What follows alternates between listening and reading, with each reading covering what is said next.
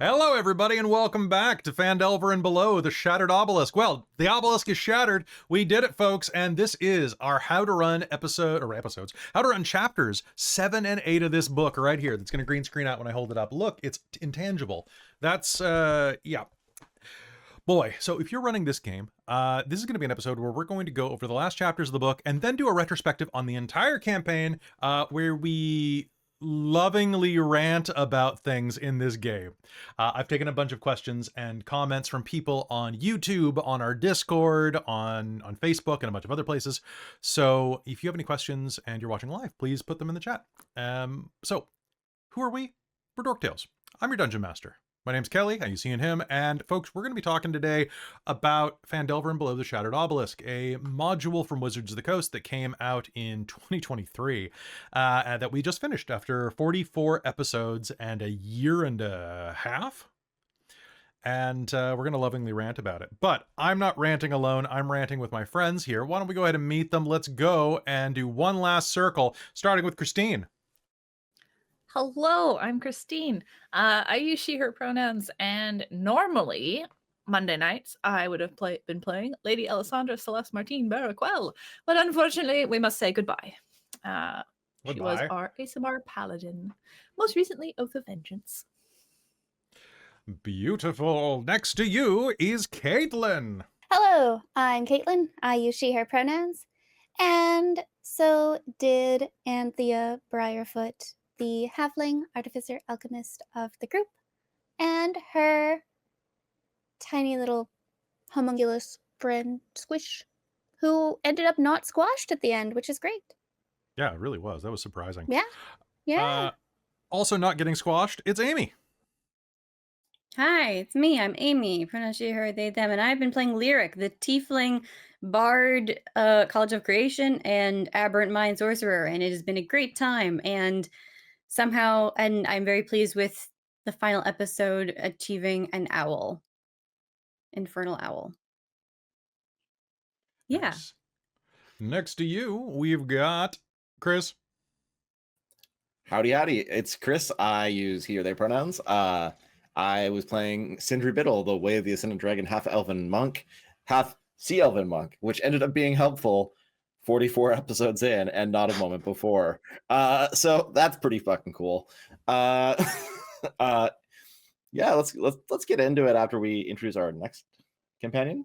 All right, our next companion. So, through most of the campaign, we had the lovely and affable Christa with us, but unfortunately, Christa works on, well, she's taking classes right now on Monday nights, so it was the only time that she could do it, so they unfortunately were not able to join us, but we called in a ringer, the producer for this game, who went through all of this back catalog stuff with us, Robin. Hey, Robin, tell me the story that you told me the other day about how you felt like you wouldn't have anything to contribute for this session until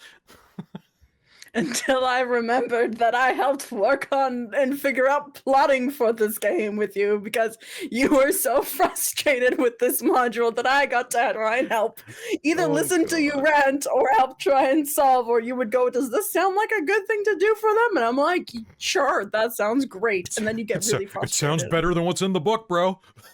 Yes, but hello, I'm Robin. I use she, her pronouns. And when I was not behind the scenes producing and also kind of knew what was going on in the last fight and the fact that we needed to kill the purple worm in the first time it fights because otherwise it comes back at the end. Yeah, it just joins in the fight. Final fight. Coming up the top ropes, yeah. It's Purple Worm! Purple Worm! I played Zai'rar for 3 episodes, was it, Kelly? When you pitched this to me initially? Yeah, it was only 3 episodes. Like only 3 episodes, Robin. It's going to be done in December. Well, 3 episodes and then the How to Run, so 4. Yeah, the 3 episodes and then the How to Run. But it was lovely to be able to join this crew and play Zai'rar, our Githyanki Eldritch fighter. How many episodes was it actually? I don't remember. Like Someone 10? look it up. Was it 10? That's fine. Well, you were worth it. Considering episode 35, my notes say Carmilla is a mind flayer. So it would 9 be episodes. accurate. Well, no, that's 10 episodes because that's 44. Episode. Oh no, you guys had like 2 episodes. That's 35. 6, So 7, 8, 36 9, 10, on 11, YouTube. 12, 13, 14. That's 9, yeah. Okay, that's math. Somewhere there. That's math. 10 with this one. 9. 10 with this one. Wow. I just wanted to say, There we go. if the purple worm were around, it might have actually made the last fight hard. Oh, yeah. The purple worm shows up Anyway, and we'll is get actually there. the ringer. Oh, God. Yeah. So I took so many questions for this. So we've got I've only got about 10 questions in my short list. Or at least 10 different people who asked questions. But that is not including all the people who asked, how do you make the last fight good? Or just were complaining about the last fight. So, folks, why don't we get into this? So, I'm going to take y'all on a quick run through of the chapters, just so that you know what happened and how we ran them and what you could do in your games before we get to questions. So what I'm going to do is I'm going to break them down, say what happened, and you guys chime in on anything that you think is interesting. And we're going to do that. There are going to be time codes if you're watching later. But first, I want to do a big thank you because throughout this entire campaign, we had your support. You guys are all amazing. And if you're still watching this after 44 episodes plus 4 how to runs, I really appreciate you. I think we all do, but seriously, like Dork Tales is my baby. It's my job, and I really appreciate the effort and the love that you have brought with you here. So thank you so much. I also want to thank Bookworm Games. They're our sponsor and have been through this entire endeavor. They have kept us on the air through quiet months, through incredibly hectic months, and they are just an absolutely wonderful sponsor. So if you're looking for some dice, you can't go wrong. Go to their website. They give 15% off if you use code DorkTales. The same if you go to a convention and you see their booth. Just mention DorkTales and you'll get 15% off of your in-person order. And they do free shipping if you spend 100 Canadian dollars, which is like 69-ish, nice, US bucks right now for worldwide shipping. It's really worth it. They're a great company, and they've got a cool backer kit right now with their own plushies, and very soon Dork Tales dice, which I hopefully will be getting them the final order. I've been saying this for a while. They're getting the final order of the dice when I guess Robin, you're helping me send them before the end of the week. So because Robin has been hired to monitor me to make sure that I hit my achievables. Thank you so much, Bookworm Games. And thanks everybody who supported us here and on the Patreon. More about the Patreon later. But first, let's talk about Chapter 7, Riffs in Reality. When last we were at our how-to episode, y'all had been going around and collecting shards of the obelisk. In Riffs in Reality, you guys go from doing a bunch of tedious fetch quests to being level 9 people, starting to, this is basically when you make it back to Phandelver, or to Phandelin, from acquiring those 3 obelisk pieces. From there, you start to find that the town is infected by Far Realm energy. Sister Garael, Halia Thornton, and Ander are all fighting each other, and there are a bunch of things happening around the city as well. It's shortly after that you discover that, or you are told that there is a tunnel that will take you down, down beneath the city, eventually to the town, I should say, down to a bunch of Grell lairs, and that Mind Flayers grabbed a bunch of townsfolk that you've never met in your life, and that they really could have seeded these guys earlier to make you actually give a shit, but they drag them down into the depths, and you go to the Mind Flayer fortress of Elithanok. So let's jump in on this first. So my big complaint about this is that they're dragging a bunch of people down that none of you have met. They're dragging down, for one, someone actually pointed out they're bringing the wrong number of people. Like they say they bring down 11, but you actually find like 12 people down there. So it's like that time where where that country went to war and came back with an extra soldier. I mean, it could be a doppelganger. Oh, Like- that would have been good. Just little things, you know. But like yeah. So what did you guys think of this portion? Like finding out that the town was warped and blah blah blah. Didn't really come up. did it? Well, here's the catch. And like I don't want to say too talk a lot about this conversation because it's the first half of this book has a lot of really cool stuff in it, really cool character development and stuff. But from the go, there's always a time crunch implied, or like, oh hey, this town is warping and you know the solution for it. You better go deal with it. Mm-hmm. I would have loved a chance to like engage with any of the quests or any of the characters that we got developed relationships with earlier. But like, it's really hard to be like, oh yeah, some people got kidnapped. I'm gonna go have lunch, or I'm gonna go have a chat with the Harpers, or whatever. Like, Yeah, fair. I missed that. I missed the setting Yeah. that I was really excited about.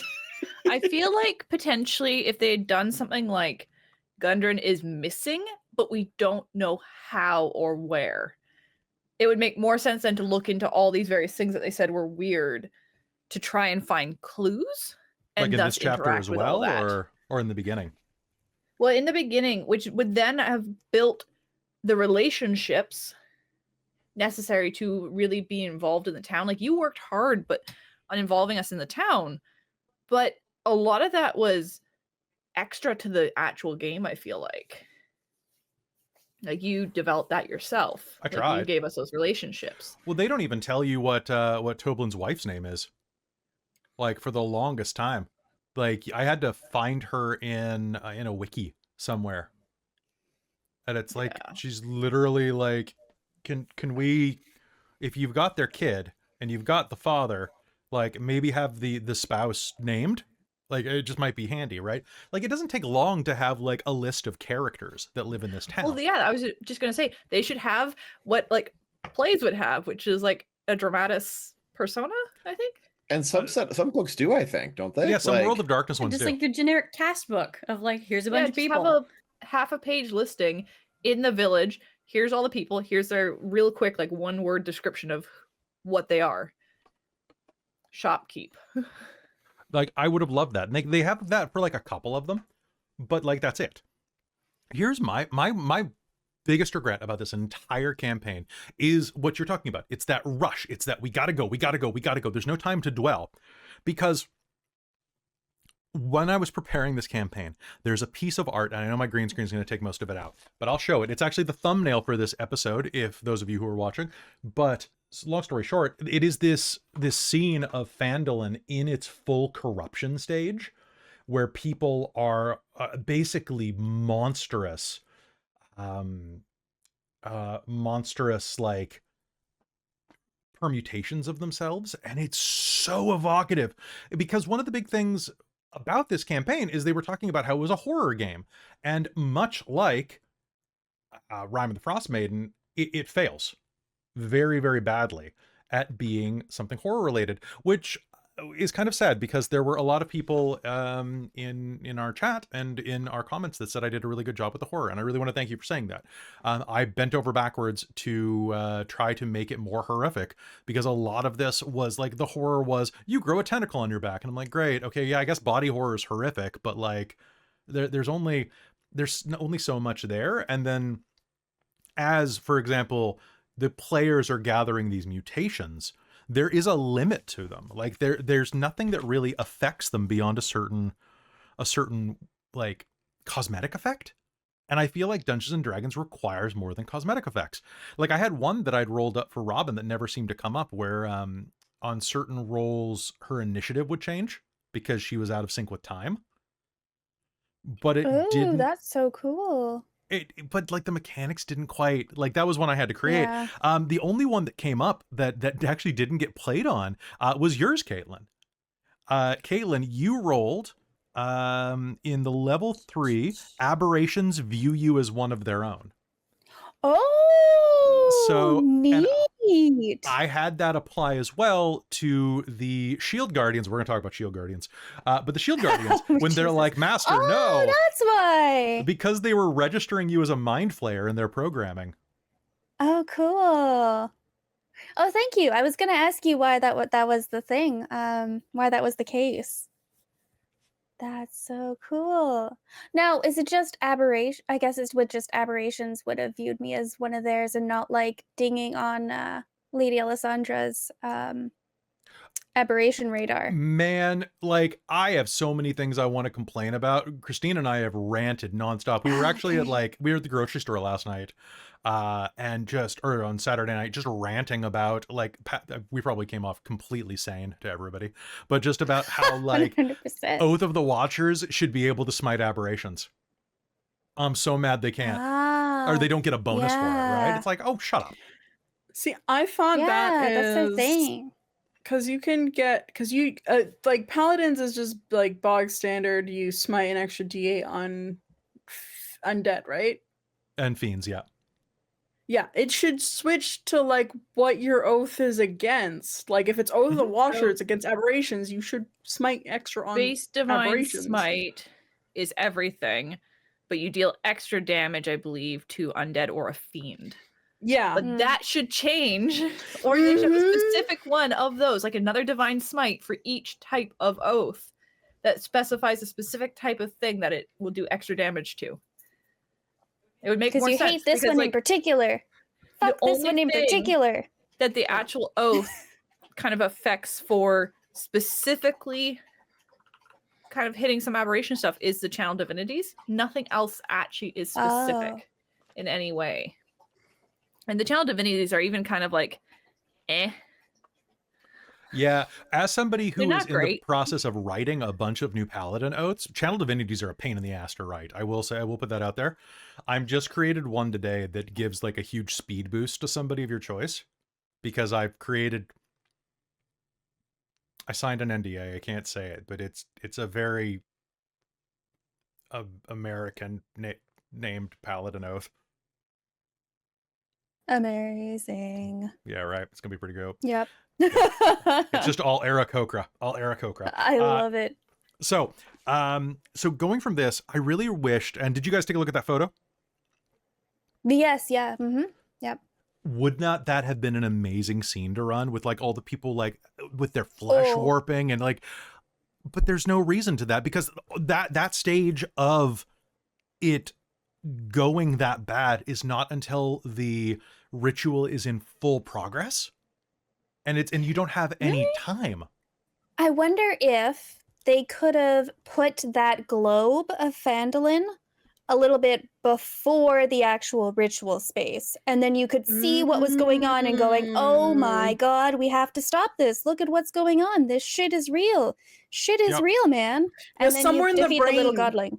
Somewhere the Somewhere brain. in the brain. somewhere in the What brain. about the imagination center or something like that? It could give you like, well, no, like I'm serious. Well, like we have a flump center. No, for sure. flump center. I get you. Well, but like the brain is set up with all these lobes. I'm literally on the page where it talks there, the occipital lobe, the temporal lobe, the parietal lobe, and the frontal lobe all have different mechanics.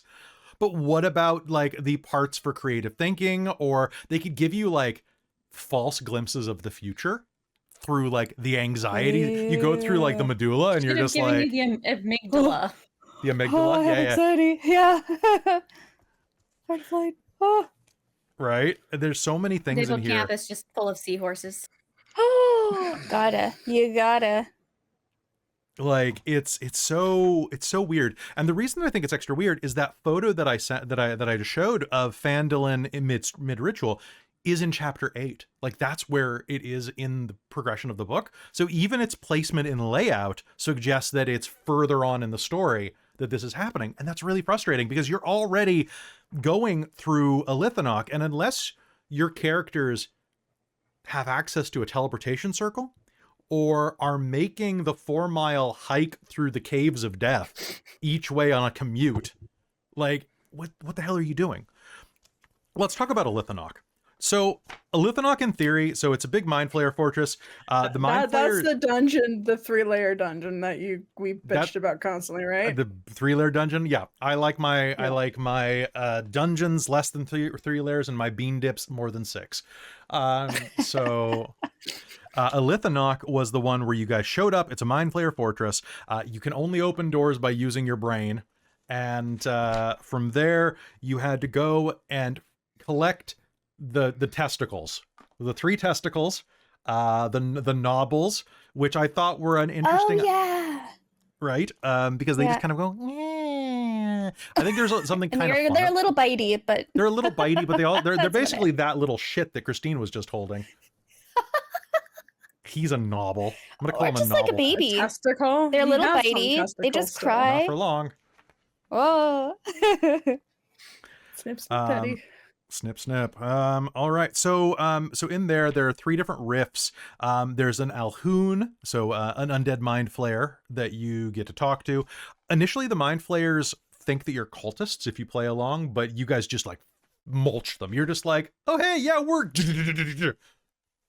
pulled out Get guns and just fucked. started like Yeah. capping them. Yeah, considering our instinct to be nice to things did not extend to these mind flayers, and we chose the power of extreme violence repeatedly over and over Power again. of friendship and extreme violence. So this is also where the diseased mind flayer brain was, and here you were going through multiple different subdimensions to go collect these novels, which my problem with this is there's a lot of arcane runaround that it gives you. And it doesn't really... The arcane theory that lends to this, oh yes, the subdimension can only be opened by rubbing these 3 novels together because they have the resonance of these areas. It doesn't feel very Dungeons and Dragons in a lot of ways to me, or it feels a little too eclectic. Like I can't imagine a normal wizard making these connections. It feels like they're stretching. It feels like they are stretching to fit the horror vibe, and they are trying to make it too culty, like occulty, not culty. They're trying to make it too occulty. A little bit of both. Or a little bit of both. So I also found that like the sub dungeons were kind of weak. The feeder trenches were like an interesting idea. I love spawning pools. Like I love stuff with particularly with not with grells. I just looked down, there were grells. But with slod. I love slods. They're scary. They're one of the few D&D monsters that actually kind of I go, because of that instant death from the alien impregnation thing. Like that's awful. Then the Labyrinth of Eyes, which is the most frustrating thing in the world. Folks, if you have not watched anything else we have done and you are running this using the Roll20 module or I think the Foundry mod, I don't know if the Foundry mod has this, but the Labyrinth of Eyes has a stupid rotating center bit, much like one of the previous dungeons, and Roll20 does nothing for this. So trying to explain to your players, even when they're looking at it, because you've got it partially obscured with lighting, that this thing moves, is almost impossible. So be prepared, do some screen captures, make a different layer, make it easy for yourself because it is absolutely nightmarish. I've got some things to say about the maps in this game in a bit, but so at the end of this, you fight the giant brain, you fight the different people who are the different mind flayers that are kind of like middle management cultists. And you get into this whole backstory about a Lithanok that doesn't work for me. It's not cohesive. Like the entire idea is there was this Mind Flayer empire and they tried to conquer Phandelver and Phandelver, and then they got their asses kicked. And they've been stewing down there for a vague amount of time, hundreds of years, maybe 1,000 years, right?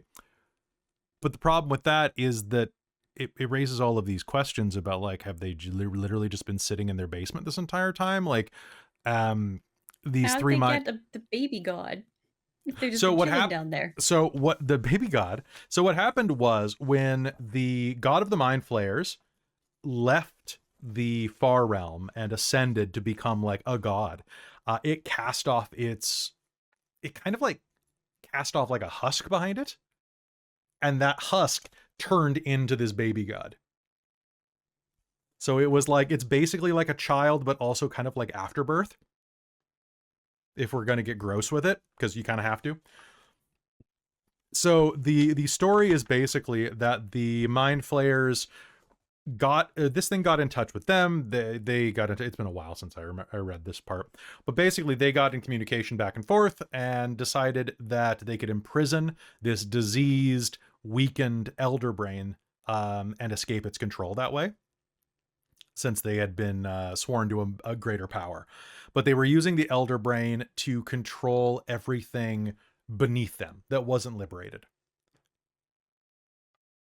So it's a really convoluted plan, especially after playing Baldur's Gate 3, which is a very similar plot, but it kind of works a little bit better. No spoilers there, but there's mind flayers. If you didn't get that from the opening cinematic, I don't know what to tell you. But it's so weird that they came out at the same time. And I feel like Hasbro... There's a dog behind me, isn't there? It looks no, look at him. It looks way cooler on the OBS overlay where he's green screened in and is walking on. I should have lava in the background so you can walk on lava. So anyway, this is where I knew Christa was going to have to leave the game because her class was coming up. So that's when I was like, cool, Ilvash is going to reach out. Carmilla has been holding the obelisk shards this entire time. In the book, the obelisk shards do nothing. Collecting them does very little. I'm going to explain what collecting all of them does. But I was like, this should cause some problems. So I basically said, okay, she's been irradiated by this stuff for long enough that Ilvash has taken notice. Because Ilvash, if nothing else, the godlet has the ability to sense creatures within, 200 miles of their location? 500 miles? It's a huge amount of space. 100 miles. Any creature that has an intelligence score of 4 or higher.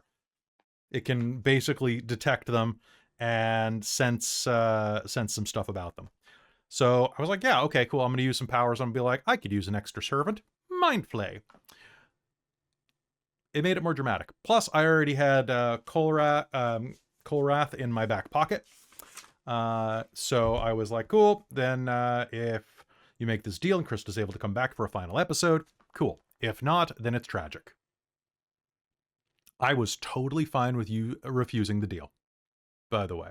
As always, if you'd said, no, we shall never fall or make a deal with a demon, then it would have been like, all right, Christa, take the game off. You're fine. But we wanted to see Christa, so it happened.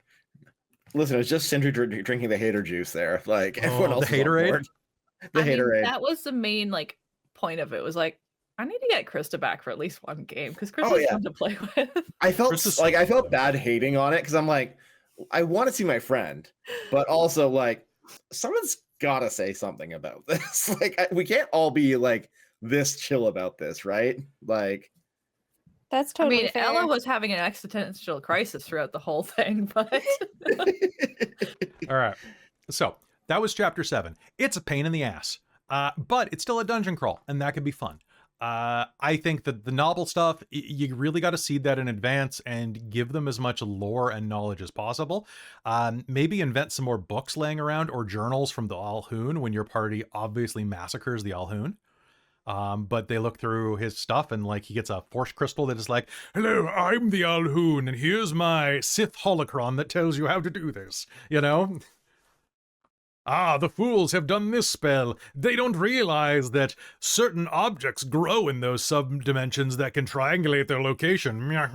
Something like that. Like, set it up. You can do it much better than the book does. Even like the Alhoon, my favorite thing about the module, and you did not engage with him hardly at all, is the Alhoon. And it's that the Alhoon hates the rest of the Mind Flayers.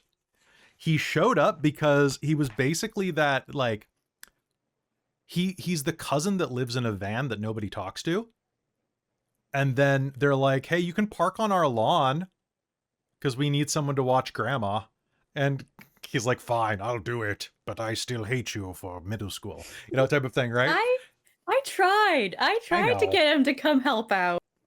But he's also... And I think he did for a little bit, yeah. Yeah, it was an enemy of my enemy kind of thing. Did we actually kill him in the end? I don't think we did. No, but the Githyanki did. Oh, I didn't think so, yeah. He went back to his room. There was some cool stuff in his room you could have killed and taken from him. Also, we forgot to mention this before, but when you're going through the tunnels, there's the cloaker that's mutated and has like a dwarf skeleton. And is like the dwarf that wrote a bunch of like stuff. It doesn't really work. Guys, don't worry about the dwarf. The best part about it is the creepy cloaker that is like half of the brain of a dead dwarf. That was pretty cool. Use that part. Don't worry about the rest. So that was chapter 7. Does anybody have anything they want to say about chapter 7 before we move on to these huge stonking chapter 8? Okay. Chapter 8, Beyond a Lightless Star, covers everything from the moment you get into the Far Realm till the moment you get back. That includes, so you open the portal and you arrive in the Brain Maze. Now I say that Phandelver goes through its changes. at the beginning of this chapter, because it does. There is literally a section at the beginning called Doom Comes to Phandelver. Although the characters are likely to head straight through Illithanok's gateway to the Far Realm once they open it, they might instead return to Phandelver to rest, resupply, visit friends, or gain more information. Well, not bloody likely, but yeah, sure, maybe. So then they give you a sidebar that says all of the characters that have changed. Rivy Biddle starts getting crazy. The Stonehill Inn, it gets weird. Other townsfolk too. You should use it before if you're going to use it. Make the changes more aggressive, guys. Like, make this a horror module. The Briny Maze. The Briny Maze is a dungeon that's built into a brain. I love this in concept. I think this is a great idea. Haha, in a brain. But I think that it has a few structural issues that need to be addressed to make it a better module. For one, there are these mind gates. And the way the mind gates work is that basically there's four different doors that can only be opened by electrocuting yourself at a pair of electric rods, some of which you have to daisy chain each other to reach. The biggest problem with that is not that you're taking damage and you're having to get shock therapy to open the door, which is kind of cute. Could be a little icky if you know a lot about the history of psychology and you want to get into that, or you could lean into it and make it super icky because it's a horror module. But the big problem is that the doors only stay open for 1 minute, if I'm not mistaken, and that's a real dick move. Oh, sorry, they stay open for 1 hour, but they lock if they are shut. Here's the problem with that. Around the second or third door, there's a beholder on the other side. And it says in his write-up, the second the door opens and there's no one on the other side, he shuts it. Can you imagine running this game not online? Because, full disclosure, we're running this as a show for you. So there are some steps that I take to make sure that there's not a bunch of redundant bullshit, unless it's funny. There is nothing funny about the characters, like, okay, a little bit frustrating funny, but on stream, it doesn't play as much. You have to trust me on that. Of the, well, we opened the door, let's go to it. And you show up and it's shut. Because the players are going to assume that they did the wrong thing. They're not going to assume that the door didn't open and that someone shut it. Okay, but like in a TV show, like where you have animation, like the cut to the beholder like pressing the elevator close button is very funny. Hilarious. It's very funny in Sure, theory, sure. but in practice. Hello? Oh, no one there? Closed door. Infuriating otherwise. Hello? Closed So, door. It would be, but also, it would- no. I guess the only way you could make it work is by adding some like sound effects of like something sounds like it happens and you hear a door open and then close in the distance type thing or something like that, right? But you know it doesn't conduct sound very well? Flesh! It's true. Yeah. But you know what's really Acoustics hard are to shit. you know what's really hard to cut through with a knife? Flesh, apparently. Except it's not. Unless. It's not unless. So the briny maze is a cool idea. So it's this big brain, and you get your big brain energy here. You got to go around it. The walls heal themselves, so you can't cut through them. They will slowly eat you. There are flame skulls, and anytime they throw flame skulls in a module, I'm super down for it. The flame skulls are my opposite end of shield guardians. Okay. Now, if there was a Okay, I flame hate guardian, skulls. or if there I was a fucking shield hate skull, flame skulls from Rhyme. That that ruined it for you. scarred Yeah, me. that was Yeah, it not ruined a it for flame me. skull. That was a demi lich. Demi liches are just the skulls that just fly around, but they're not on No, fire. we had flame skulls. You're not- I'm in talking- Rhyme. No, I'm talking about the final fight where you basically were useless because you couldn't reach it. 'cause it Oh kept flying at 15 feet. no. I'm not pissed about that. I'm pissed about the flame skulls. I mean, I'm I'm also pissed- pissed about the demi lynch. But Are you sure you're not the thinking flame Dragonlance? skulls. Because there were a lot of flame skulls in Dragonlance. No, there were flame skulls. The first time I ever figured out flame skulls was in Mm. Rhyme. I'm I pretty like sure flame one of the skulls. things. Do y'all But find flame anyway. skulls in Curse of Strahd? There's flame skulls in Curse of Strahd. There's everything in Curse of Strahd. I gotta rerun Curse of Strahd someday. We'll talk. So there's a bunch of cool stuff.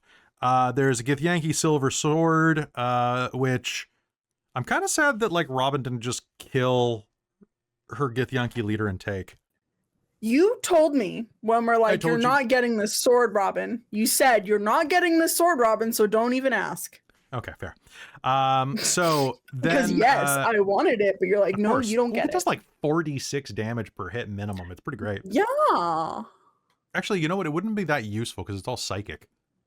Guess Fair. what? Everything Instead, is you gave mutual. me an axe that did 2d12.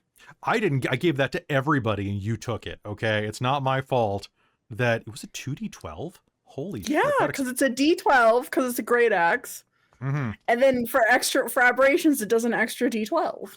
All right, so folks, this is a really cool dungeon. I just want to put that out here. There's a bunch of cool twists and turns and some ideas there. There's a beholder and I love a beholder. I love an anti-magic ray. I love all of that stuff. But let's focus on the most important part of this dungeon, and that is a cloister of 7 flumps lives here. And it is great because they've installed an organic device that generates bubbles that pop when they touch you and impart a pleasant numbing sensation. They find the feeling comforting, and they've installed it in the wall. I don't know how they brought the equipment to install that. Can you just picture the flumps with little toolboxes like floating around? I can. I love them so much. Flumps. Also, someone in one of the YouTube comments thanked me for being so rule of cool with flumps because they're supposed to be small. And I was like, I honestly forgot because they're 2 feet wide. Like they're as wide as me at the shoulders. And I'm like, that doesn't feel small, but I guess they're very flat. But yes, the flumps aren't fanatical. They flee if the characters, or they're given obviously suicidal orders, or if a battle turns against them. It never did. So as you're going through this, there's a bunch of cool stuff. You have to fight a thing that I really wish had come up sooner, and that is the flesh monster.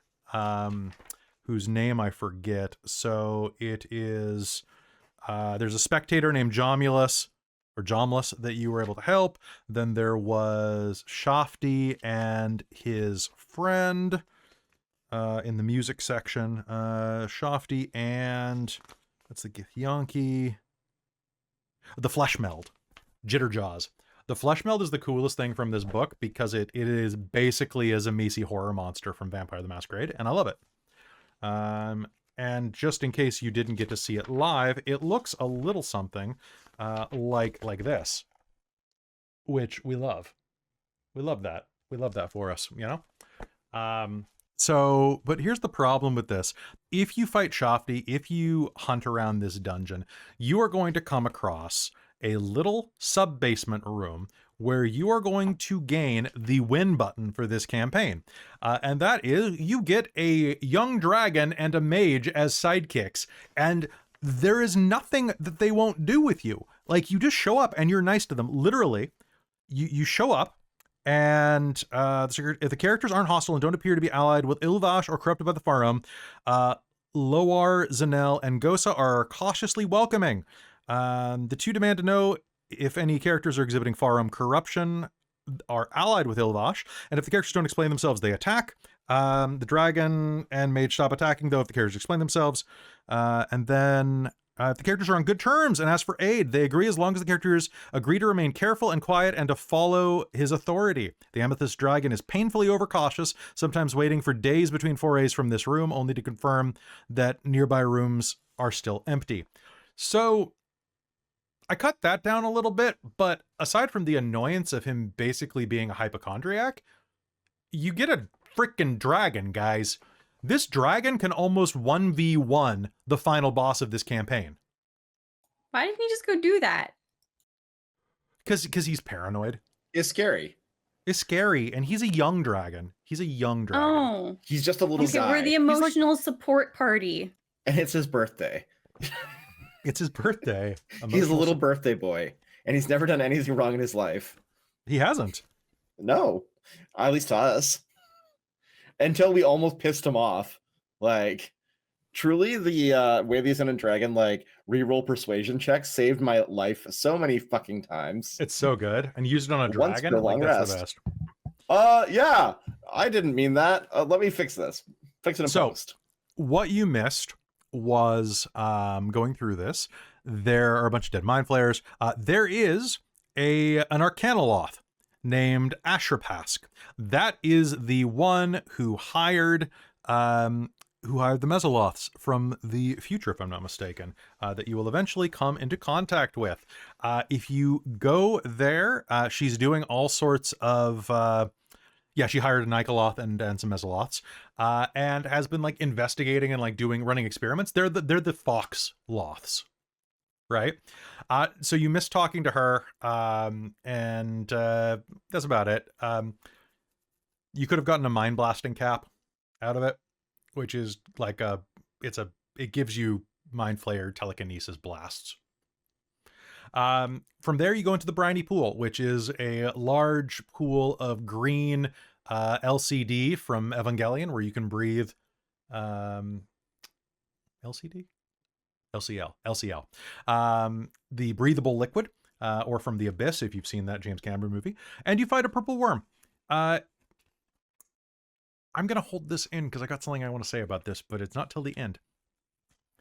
From there, you go into the Endless Void. And the Endless Void can be a huge pain in the ass because the way that it works, the Endless Void, you go to the bottom of the pit, you go through the other side. There we go.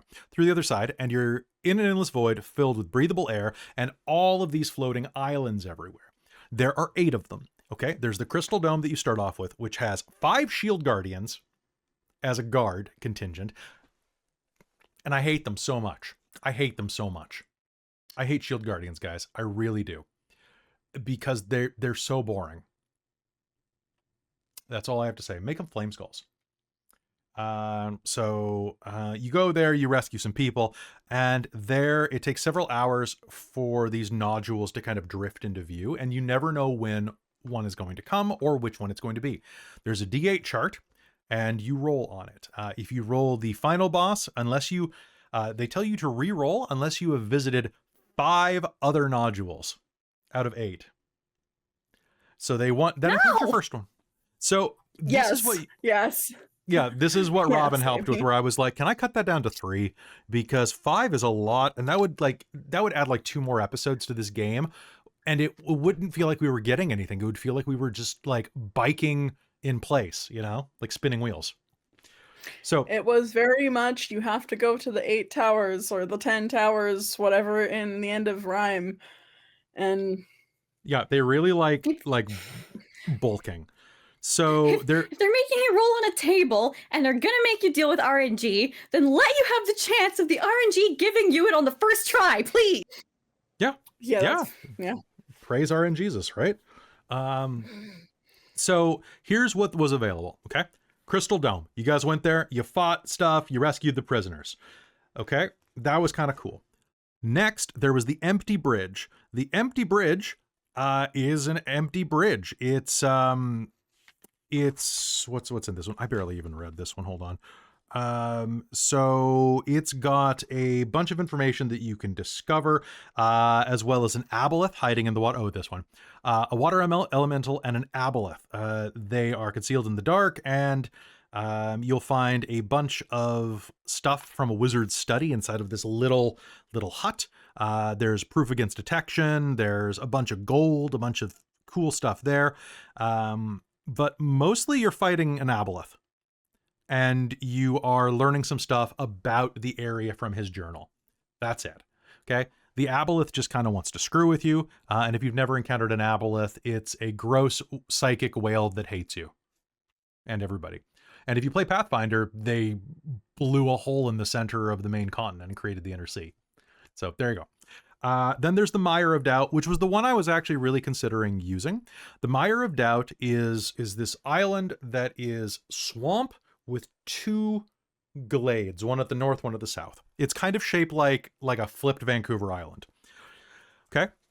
And basically, there are a pair of Nagas, spirit Nagas, named Valsix and Charniz. And depending on which one you go to first, they try to trick you in order to get the jump on you and kill you. So if you go to the southern one first, Valsix tries to delay you long enough to warn the other of trouble. He claims to abhor violence and offers valuable information if you solve a riddle. The riddle, he loudly expounds, has no answer. It is simply a series of words that contain a hidden code. You guys want to hear the code? Yeah. What is new Yeah. when made old brings trouble, when first seen by its makers, yet will never come closer than it is now. That's it. That's the riddle. Emphasizes the words new troublemakers come now. Oh. my God. To call the friend. There is no DC insight roll for that. If your players aren't paying attention, they probably deserve to get hit. Fair. That's not in the book. That's just me. So then if you go to the other place, Charnes, she offers an illusion-related challenge. You must choose one among them to look away while she creates illusionary copies of a small water snake that slithers in her dell. That's suggestive. And then she casts a bunch of flock of snakes. I don't think that's the right term, but a bunch of snakes with bright gleaming scales the same color as the real one. And they all have big rattly tails, which is what alerts the other one. So that's a little cuter. That's a little smarter. And then they both fight you. Okay. Interesting. Cool. Spirit Nagas. You don't get to fight Spirit Nagas nearly as often in modules, so that was kind of cool. I do regret that one. Here's the one I do not regret. So, the nematode. The nematode is that asteroid from Empire Strikes Back. It is a nodule that is a creature, and when you go inside of the cave, it's actually its mouth, and it swallows you. And you can't get out through its teeth, so all you can do is go down through its guts and force it to vomit you. The problem is, if you force it to vomit you, you take... One moment, please. Okay, but here... Zai'rar could open up the team. Okay, we didn't talk about that in the briny maze, but I have so many... We're going to come back to that. So escaping the mouth, you can't go through there. Spells such as Disintegrate and Pass Wall can create an artificial exit. But the most obvious way is the 20-foot wide throat, or 10-foot wide throat. There we go. When the membrane is destroyed around its stomach, each creature inside the nematode must make a DC 18 con save as its acidic digestive juices surge throughout the nematode, taking 12d10 acid damage on a save, or on a failed save. Holy shit. Whoa. Creatures reduced to 0 hit points are dissolved completely. Wow. TPK right there with Yeah, it's a bad TPK rolls. inside of a thing. Wow. Wow. And Wow. right. And that is real stupid, and I don't like it. At the bottom of it, inside of its guts, is the occulting miasma. And the occulting miasma is yeah, oh, pardon me. No, that's not inside of its gut. But yeah, so down in its gut, you'll find some other stuff. Actually, do you find anything in its gut? One sec. No, you just get swallowed. Cool. The thing about the nematode is it's actually one of the epilogue suggestions is that once you guys defeat it, the nematode might like attack Phandelver and you have to fight it because it woke up. They don't tell you what it looks like aside from a floating flesh blob. So I don't know. After that, there's another one called the Occulting Miasma, which is a cloud kill spell with 3 invisible stalkers in it, and a small island in the middle that has the metal tongue that opens up the unopenable door in the statue. Now I'm sorry. Right. That's why I was And just also- like, I have a freaking artificer. Yes. Also, this In is the College of discussion that you had, the Yeah. pointlessness of these islands is that it's literally not meant to wear us down for our resources. Oh, yes. Because it's hours to days before islands come, so it's not like you're slowly wearing down the party to have a hard final fight. Because you're just replenishing your resources every day. Yeah, it's true. You get rest, like you get short rests or long rests between everything. So it's pointless.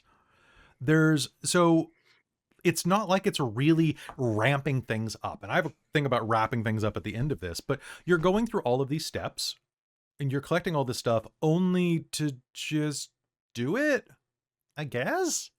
Like you're doing a tour of the void. Cool, I guess. I don't see how these areas don't really feel like they thematically tie together as well as they should. And the godling thing wasn't even there at the end. It was elsewhere. Yeah, I got something about that too. Oh yeah, that was confusing. Yeah, because it shows up to prevent you from leaving the far realm, even though technically it's beyond the far realm when it fights you. But if it's like a baby god, shouldn't it be like being like nurtured and like cared for by these people with their ritual? Like, shouldn't it be near them, like through like a weird gateway or portal or door thing near where the obelisk is? Like, But it's trying to artificially make it harder by doing it underwater. Yeah. Haha. Got Could have you. been underwater too. Maybe it was sitting in a pool. But then its ability, one of its abilities is to like give you disadvantage on everything when in a fight you're already at disadvantage in water, most likely, because unless you Well, have that's the why swim you guys were speed. getting discouraged, because you're like, every one of our attacks is going to miss. I'm like, no, it's not. Just have fun, roll with disadvantage. Its AC is 11. Like, you guys aren't going to miss. Like, if you miss, you're going to hit with the next one. Like, you're fine. Yeah, see, I kind of would prefer the fight to be harder and still have the ability to have advantage, because then I have the fun of maybe having a crit go off and having the cool shit I can do on a crit happen, but not necessarily kill it right away. Oh, well, let's finish talking about this, and then we'll jump into Ilvash. We're going to be hopping into the last portion of this in just a minute, but first, a quick break.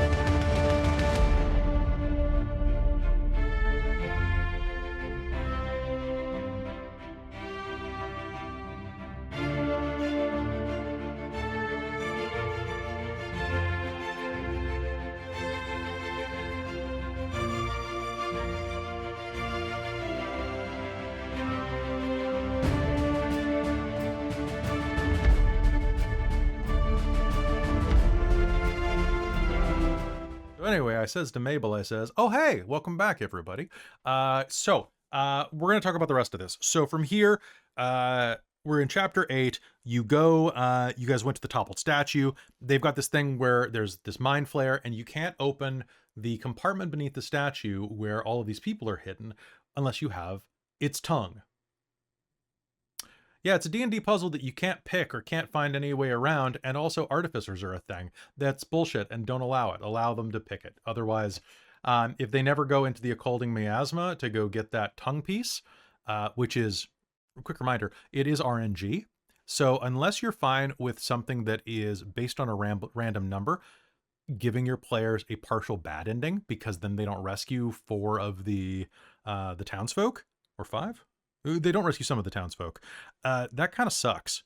4 of them. And so don't do that. I would say allow them to find ways to break into it, allow them to find ways to like bust through it, or maybe teleport people out or something like that. Like, let them have fun. That's the point of the game. We have magic. We can just do things. Like, yeah. Like we're heroes. We have other things to do. Like we have big hammers sometimes. Like sometimes it's stupid. But you know, I've got friggin' fireball, and you tell me I can't blow that shit up? I don't know, man. Sounds suspicious. This is why you're not supposed to have fireball. I think is that's where you go with it. Oh, okay. I mean, fair. Like, that's valid. Like, what's level 6 spell? Like, teleport's level 5, right? Yeah. Level 6 is stone to flesh, and then you just cut your way through or eat your way through, whatever works. All right, so from there was the Wailing Battlefield, which is the highlight of these. Okay, Wailing Battlefield is, ooh, it's a wailing battlefield. But you show up and there are these Mezzoloths who have decided to, that they went to try to raid some places and got one of their guys killed against their commander's orders. So they found an Umber Hulk that they depetrified and they're trying to dress it up like a Mezzoloth. Umber Hulks are twice the size of Mezzoloths and have a pair of less arms. So this is great. This is hilarious. And it's my favorite part of the module. They say that they're supposed to like potentially attack you. But they have this really fun backstory. So they absolutely should just chat with you. And when the obelisk explodes, it should have shown up in that room in the anima and attacked. It should have been a third phase fight that was like, you defeated my generals, now I will defeat you, meh, instead of waiting to be in the briny pit or the briny pool. You want to know but aside from being more climactic, scarier, your characters would actually be weak enough that Ilvash might be able to finish a couple of them off before they take him, even though he only has 199 hit points. Like, that would make him threatening because your characters would be weakened. Even if you give them a short rest, they would be weak enough and would probably have blown a lot of things. And the tension would be still ramped up. But you want to know the main reason why I think you should do this? You know what the difference between fighting Ilvash in the anima and fighting him in the briny pool is? The anima has a map. The book didn't bother to create a map to run the anima, to run the briny pool with. I had to use one that I got off of Tessa Maps. So Tessa, thank you so much. Tessa Maps is a map creator that offers her maps to free for anybody who's going to be streaming with them. You can find all of her stuff on Dungeon Masters Guild, one of the Drive-Thru-RPG subsidiaries. They're really cheap. They're really good. I used a lot of them for the side things that this game did not create maps for. We would not have had a final battle map without her. So thank you so much, Tessa. I'm so mad at this book for that. I am Doing so God's mad. work. The fact that I had to go to a third party, like a homebrew creator, to get a final battle map for this, it just incenses me, right? And I know not everybody runs with maps, but like we do. And I really wish that, like, I mean, it wouldn't have taken that much work just to go, you know, to put a psychedelic image and like a blob of flesh. You know, somebody could have cranked that out in an hour at the office, and they didn't bother with that. And it's really frustrating to me.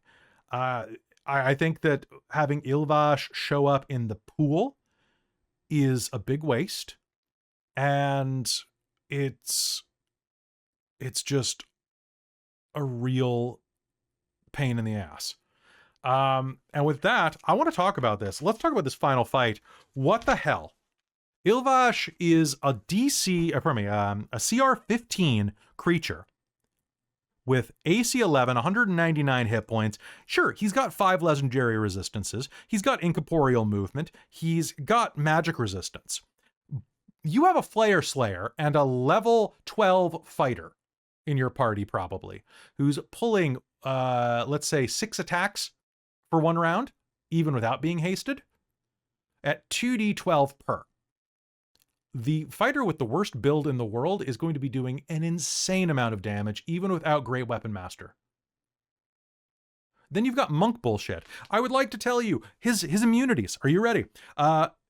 His immunities are exhausted, grappled, paralyzed, petrified, poisoned, prone, and restrained. Here's the problem with that. Lyric could have put him to sleep because he's not immune to charm. All of his minions are immune to charm, which means that it wouldn't have worked on them had like, so when Lyric put, it worked on Carmilla because it was thematically appropriate and she was a weird hybrid thing. But it wouldn't have worked on any of the Mind Flayers, worked on the Gemule. It was not immune to being charmed, if I'm not mistaken. But the god itself could be put to sleep. You could have used Charm Monster on it. Put it down to nap. Yeah, Put you the gotta baby sing to it a nap lullaby. time. Very eepy. Exactly. It's so eepy. So Beepy, eepy. sleepy. But that's so frustrating to me. It's like it's not immune to stun. It's a god. I'm sorry. Like that's why I was blowing all my legendary resistances, because you're like, oh, this is a big deal. I need to, stun him. Obviously, it's a god. And if it can be stunned, you're going to stun it. Can you imagine how fast that fight would have been done if I had been stunned? It would have literally been a Persona fight with all out attack. Everybody hit triangle to kill God. I mean, feel- huge mood. Yeah, Huge mood. yeah, huge mood.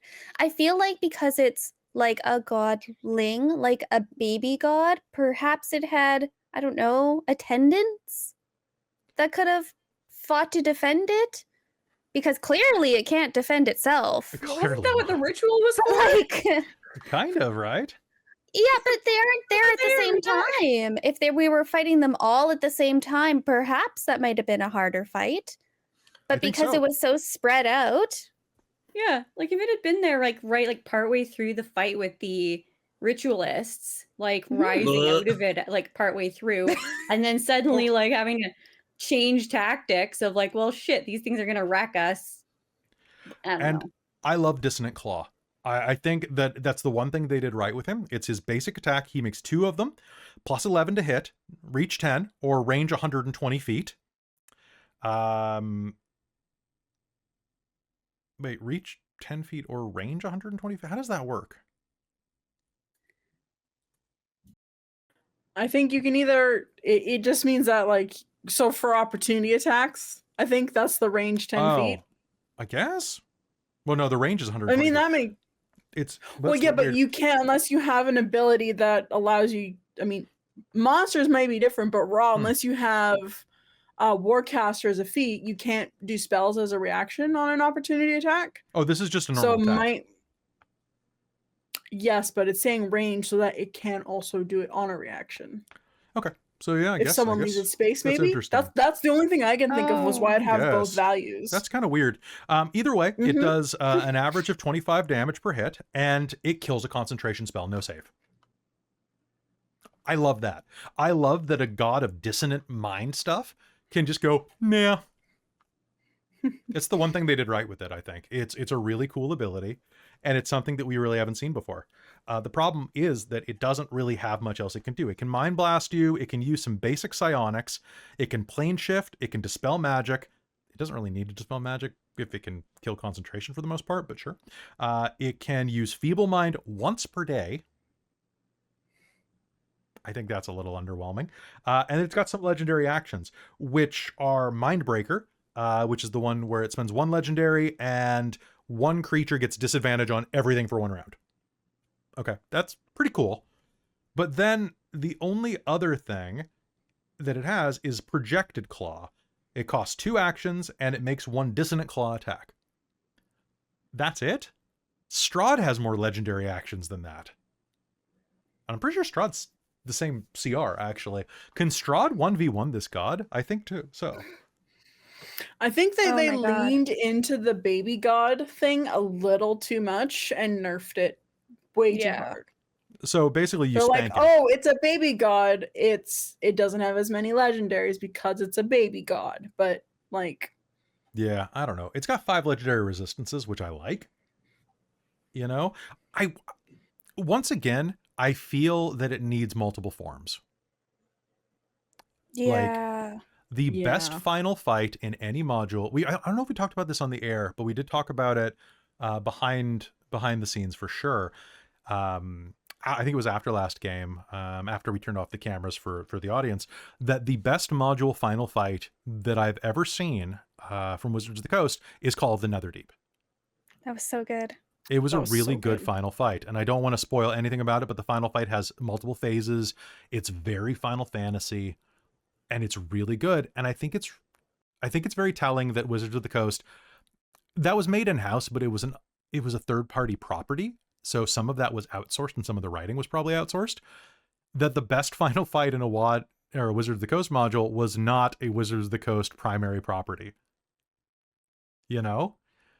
And that's weird, because the other final fights, Rime of the Frostmaiden's final fight was fairly underwhelming. Dragonlance was pretty good, actually. I'll give them Dragonlance. Dragonlance's was probably the strongest module for a D&D game that we've played. That just like, it felt like a good D&D campaign. Needs some tweaking, but otherwise was really good. But like a lot of the others were just really, Witchlight didn't really have a final fight. Didn't need one, you know? But like, this was really underwhelming. And as many people in our chat and many people on YouTube said, you can 1v1 this boss. It makes me wonder if they have extensive playtesting of it, because they often have, I would say not, because they often have that power struggle, or that struggle with making things powerful enough or too powerful for a level that you're at. And that's just something that we touch on, I feel like, every time in How to Run. It's like, oh, this one, was like, they're giving us this necrotic fireball at level 1, right? Versus this little baby godling at the final battle. And you're like, how is this? Balanced? How is this balanced? Yeah, they have a real big problem with balance. I feel like that somehow it always comes down to they have a really big problem with balance. Okay, now I want to ask everybody a question about that. Do they have a problem with balance because they are do you think it's because they're designing for stock standard characters with point buy or standard array, and that players are just better when they're in the wild, right? Because we use a different rolling system, we have channel point buy, we have things like that. Or do you think it's just that they're just not balanced well? Is it No, I think they're just not balanced well, because it's not like everything is too easy. There are definitely parts that are more challenging, and you're like, wow, that's almost overwhelmingly challenging. The Shield Guardians were more difficult than Ilvash. So And you would think that they would progress, right? As you're going. Thank you, Robin, for killing Kelly for a second. I'm sorry. Do you know how frustrating it was? We went back to back because in Vecna Eve of Ruin, we filmed the week before. Vecna Eve of Ruin had 4 Shield Guardians against level 15 characters, level 14 characters, and you guys were level 11 fighting 5 of them. And I'm like, oh my god, this sucks so much. Oh my god. Oh my god, this sucks. Well, that's it always also happens. why I wanted to fight them. I was like, I don't know why you're calling me, why you're saying you should protect me, but I also just want to fight. I just want to fight something. I just want to feel something. So, like, Feel something. 2 comments I have about like their monster choices is that I was reading something that like players have just gotten better at D&D, which maybe. And to be fair, as a group, we have played a fair amount of D&D. We played a couple hours of D&D. At least 3. At least 3 hours of D&D.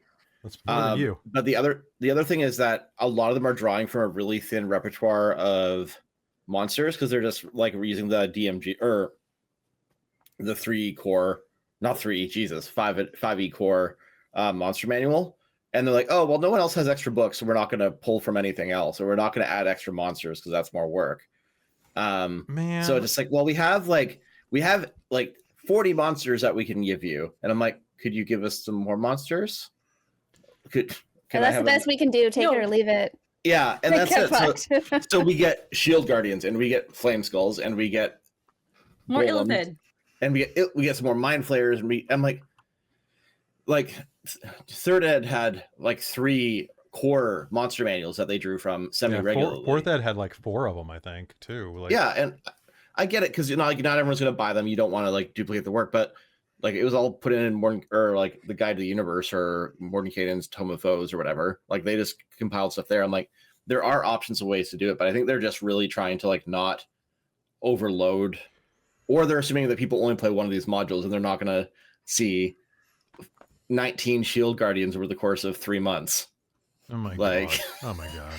Look, it's the Macy's Day Parade. It's just Shield Guardians. Shield Guardians, pop those balloons. I feel like what probably is happening is that they don't have the really experienced writers, a lot of them, and they're not necessarily giving them much time or words or money for that. So it's probably a lot of writers who are not as familiar, who are doing a lot of the base work. Well, odds are, if it's anything like my experience with writing modules, The writers for this book probably, and writers who are on this book, this is no offense to you guys. Like as a fellow writer, I don't want to burn any bridges, but I also know what it's like to work on a pay per word model.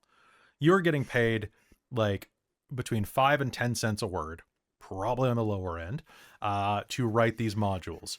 And you have a word count and you have a time limit. And your goal is to spend as little time writing as possible, because you're not getting paid for time. You're getting paid per word to get things done fast, but to not write more than a certain amount of words. Because like, that's the thing, is like, I think that's the model. And that means it doesn't encourage creativity in this sort of thing, because you have to sit and think for that and come up with stuff and test it and debate on it. Because the thing is like, I don't think it's based on anything like how we roll up our characters or anything like that, because the various like ways of doing that are common. That's true. Everybody knows you can roll dice to create your character. Like everybody knows there's Well, that. I There's mean, point by their historically, standard that was the array. way to do it, right? Like standard array, they only really started pushing that with 5th ed. Like there are those various thought. ones. So it's like, why wouldn't you build a module to be able to handle somebody who's at least semi-familiar with putting a character together smartly? Mm-hmm. Because like I think that's the thing, is like most people want to be really cool at what they're doing. So as much as like you're trying to pay attention to like your character's backstory and what makes sense, you're also trying to pick the best option that's going to give you useful shit so that you can have fun with it. Yeah, it's D&D. You're going to min-max a little. You know, Yeah. like if you have the option, you're going to try to make yourself a little better. It's not like a World of Darkness game or something where your characters have stats across the boards, and they're very different ones. Like you can take points in politics and academics, you know, to make your character more rounded. And here it's like, okay, history literally covers everything from appraisal to knowledge of political systems to humanities, you know? Like, all right, I guess I'm proficient. You got your degree, you're proficient in, you know. That's kind of how it feels in real life, to be honest. But yeah, so it's a weak ass final boss, guys. I'm really sorry to say. Beyond that, you make it back to Phandelver, and then you get an epilogue. And there are some multiple, what if they fail? If the characters fail to stop the Mind Flayer fanatics, or if the refraction of Ilvash defeats them. Ha. They have the incapacity condition. What, did you have a party of 5 wizards? Oh, yeah. even then, wizards have. Wait, Well- say it with me. Fireball. Fireball. Thanks, guys. Even with that, Appreciate like, you. Didn't you say when we were talking about it, Kelly, that Hmm. my first single hit with a 3rd level Divine Smite Yep. killed it if you hadn't given it extra points? Not your first one, Almost. but you. So your first hit did a quarter of its health in one hit. Yeah. And so I kept having to beef it up. So behind the scenes, I have first I did remorse. 174 damage in my turn as the fighter. I could have almost 1v1 Ilvash. You could have 1v1 to If I would have crit, I would have. If I crit, So, like, I would have been able I to. beefed it up to max hit points, so it was like 320 was what its max was, or something like that. And then throughout the fight, I kept spending Hurt the Moors and Drama Bombs to heal it, because I'm like, oh my god. Because I think, Christine, you got the final hit after you got re-hasted. If we Mhm. were going So with if my I had before not channel chosen to point do spends. haste and just done 2 3rd level Divine Smites, Yeah, if you had done like 3 or 4 Divine Smites, you could have killed it. Anthea could have killed it. Like, honestly, like Chris, Sindri could have killed it. You just stun it once and then just like kick it in the brain meats until it dies. Yeah, like if I hadn't been using my key points to stun, because like I blew through half my key points in the first round to use 3 of its legendary resistances, which was like kind of funny. And then yeah, because if I'd rolled like max damage on 2 hits, like basic hits with Divine Smite 3rd level and my wings popped, I could do a max of 102 points of damage on that alone without critting. It's bad. in Fizban's Tome of Dragons, there's like Mhm. mythic modes for some of the bosses. Is it cool if I like kind of talk a little bit about that? Yeah, go ahead. Where when they die, they come back with full HP and new abilities. It's really cool. It's giving like second phase Sephiroth like descending on a horse for some reason. Three Well, three even- of these players will not be experiencing that in the near future in our homebrew games. Oh no. But even Matt Colville's what's the book Matt called? Colville does everything. Flea Mortals. The villains one. The villain ones. Flea Mortals. Flea Mortals. Thank you, Kelly. Yeah, Sorry, I I didn't literally hear got it Flea right here Mortals. because Matt Colville's Nice. great. But he has is it that book or is it the D&D shorts guy that made a book too? What's Anyways, the- one of those guys combat, like basically it's like their kaiju fight. And you have to do certain things to the boss so that's to get it weak enough to then actually be able to do like the final hit. So you're basically like doing like where like you have to hit the glowing armor parts to Yep, hit the it's weaknesses. the Shadow of the Colossus technique, and that's Ryoko's. Thank that's you. That's from the other Ryoko's. Thank you, Kelly. which should be here soon, actually. Oh, nice. Did you back that? Cool. I backed the hell out of that. As soon as I saw kaiju fight, I'm like, I'm not going to use that in certain. In shards? No, not at all. Not Listen, at all. you said you not wanted at to all. punch gods Giant out. dragons. Giant Yeah. dragons, just things like that. You know what really bugs Did me? Theros do it? I'm gonna go check Theros. I have Theros. Any one of my NPCs in Shards of Nirn could totally beat the shit out of this god, and I'm like, I try not to overclock him. I'm like, Garleon could kill this guy real easy. This is weird. It'd just be like that Godzilla moment where he breathes the atomic breath into its mouth.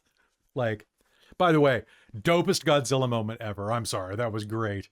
But like, it's looking through this, the epilogue. I want to talk about the epilogue real quick. So you return to Phandelver, everybody loves you. There are a couple of alternate finales. Number 1, Attack of the Nematode. The Nematode attacks.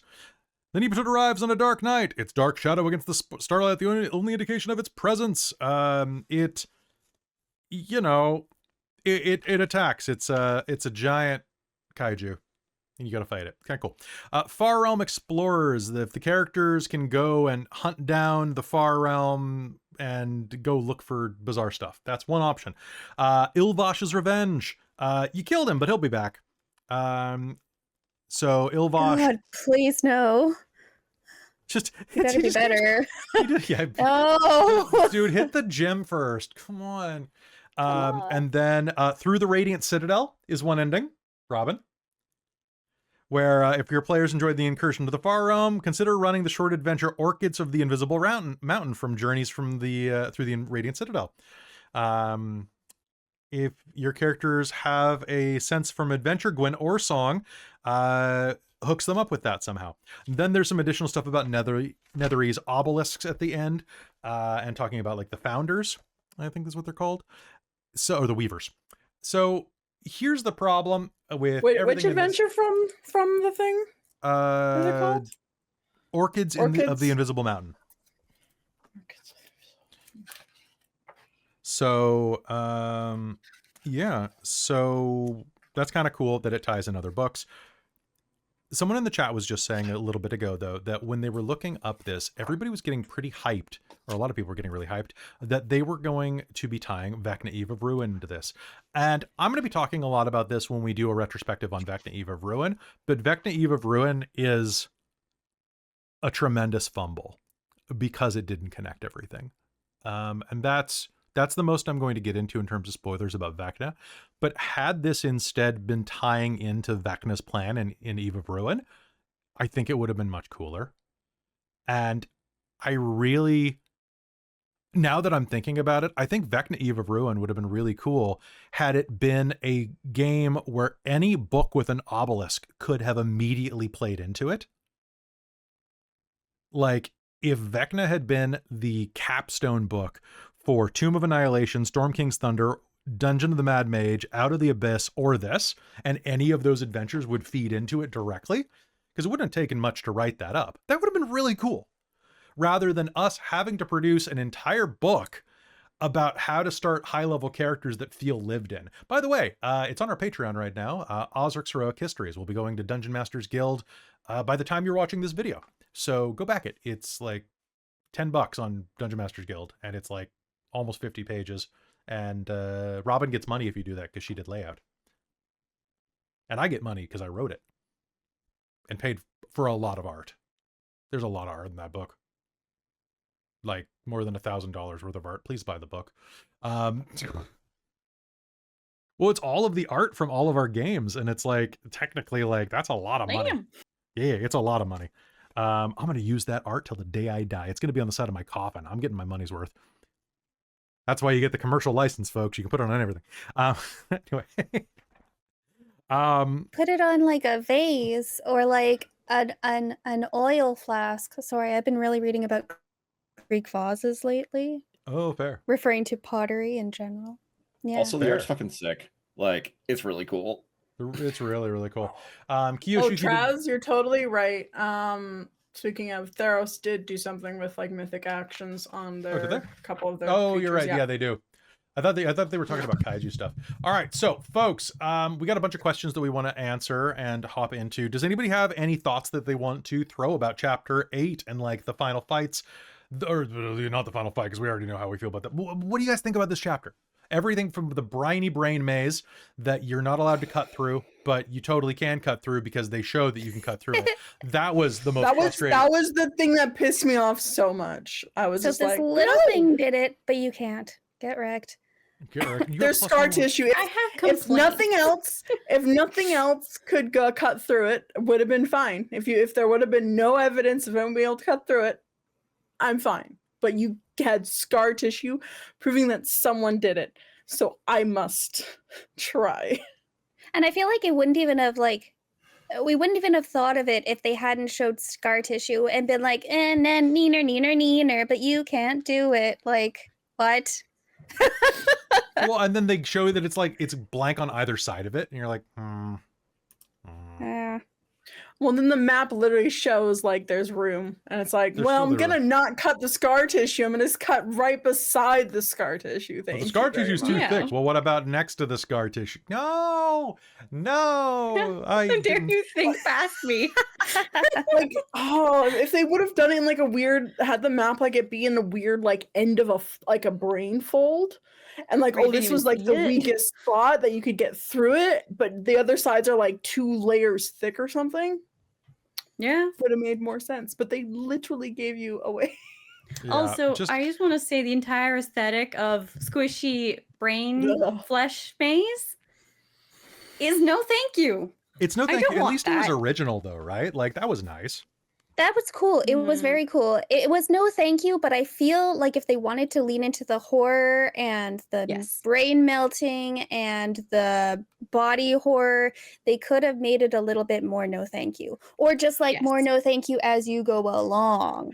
Right? Also, I feel like they gave It you could have been worse some for good sure. advantages, gross, but but, they like- should have given you more disadvantage in areas too. Like they should have had an even amount where like, oh, you're getting benefits because you're in the friendship lobe, versus like, oh, you're in this lobe that you should be getting this thing that's badly affecting the characters. If you want to Oh, amp you're up a horror in the aspect of occipital the thing. lobe. Now you're having like a hyper aware eye anxiety. vision, Oh, yeah, and you can't, yeah. and your eyes are going Yeah. crazy from like stimulus. Yeah. Yeah, Time to be like, hyper that could've- stimulated. Balance the horrorness if you want to like go for that kind of like Oh my you're in the God. weird brain. Guys, I love that we call it friendship lobe. I'm sorry. Friendship lobe. Yes. I just realized something amazing that could happen as the sequel to this. Okay. So we got tons of shield guardians, right? Yeah. And this is Ilvash, Oh. right? Could Ilvash He's literally just Krang from Teenage Mutant Ninja Turtles. He could ride around in a shield guardian's stomach and Oh attack my Phandelver with the God. Come Technodrome. on. Don't you mean he's a Dalek? So Same Yeah, thing. he's a Dalek. there were lots of really cool Exterminate. set pieces in this half. Like there were some really like from going through the portal in Illithanok, there were some really cool set pieces, some really cool ideas, but really just like some really unfun gameplay elements that they could just like, but what if? I was really excited with some of the stuff they did. I like some of the ideas, just editing and just like play testing to make sure like do not make people trudge through a bunch of shit for no reason. Like so even like some of the set pieces like the Aboleth pool, like that's cool, but don't like have us sit there and then have to wait and fly to a different place to go through a cloud kill spell. Like there's some cool stuff there and I'd like to experience it, but it's also a long time to be away from civilization. Like like you are away from the setting. You are in another dungeon. We were in dungeons for months. Like For we were in months. dungeons for like 6 months. Like One of my biggest problems is the pacing on this module. It does a ton of hurry up and wait, or like there's the time pressure, but also take the time to look at everything when it's like, Because you but can't I go wouldn't. there. It's Yeah. too high level for you. Check out Yeah, these exactly. 69 side quests instead. Nice. Nice. You might accidentally Fuck. have to fight a god that you could have beaten at level 5. My god. Not this one. So, all right, let's touch on some Q&A. All right, so we had some big questions in our chat. Let's jump in, and then we can always come back and do a retrospective on the entire campaign. I want to get all of your opinions, so write all of your opinions down about the campaign. From Chris Ross, ooh, a longtime fan. Were there any cool areas that we missed? Like, what was in the Gnome City in the Underdark we didn't go to? Nothing. There's nothing about it. It's just a sign. Were What? there any cool? What? Yeah, were there any? Cool I wanted to know facts? about that for months. Been Well, you'll sitting have here. to. Same. Fuck. This is the module, right? I totally would have had stuff about the Gnome City. Oh, Chris is out. Bye. Was there anything more with the goblins, especially so basically Chris is asking, hey, look, what about all these cool hooks that could have gone somewhere and these things they hinted at? They didn't do anything with them. No, I would have had to do everything. So, and I would have gladly done it for you. Let me do it for you. We could do like a this is one-off so bad. session where we explore somewhere that you create. This is See, true. that's Just what I- saying. One of my biggest problems with a lot of D&D modules is they have that one chunk of the story, the chapter, where they have a ton of hooks that go nowhere, and the DM has to come up with everything. Yeah, and your players go, ooh, and you're like, okay, cool. What do I So have you to have help to me kinda All go right, flesh so out it's Boblin this? the Goblin. What am I gonna nothing. bother telling them about? Because none of this has any content for the fight or whatever you describe happening. I'm so mad. I feel like your world shattered. Well, Yeah, I I know, was- just I've been literally like sitting here thinking, I'm like, man, I don't want to look up anything about this story. I don't want to spoil anything about the ending for this. And now I know there's just nothing. fucking why. Okay. It's like you're on the anyhow. set of the Truman Show. There's nothing Truly, there. it feels like it. It really feels like it. Like, I'm so I- sorry. I'm so. I'm just like, that's so funny, but okay, I was about to say, do you want me to lie to you and say that I'm just kidding and that actually there was an entire sub adventure? no, because here's the catch. Like, I was so stoked for the setting. I love this setting. I love like that is something I care about deeply. So I was like sad because I'm like, oh, I guess well, we're in the dungeons. We don't get to go like get invested in the rest of it.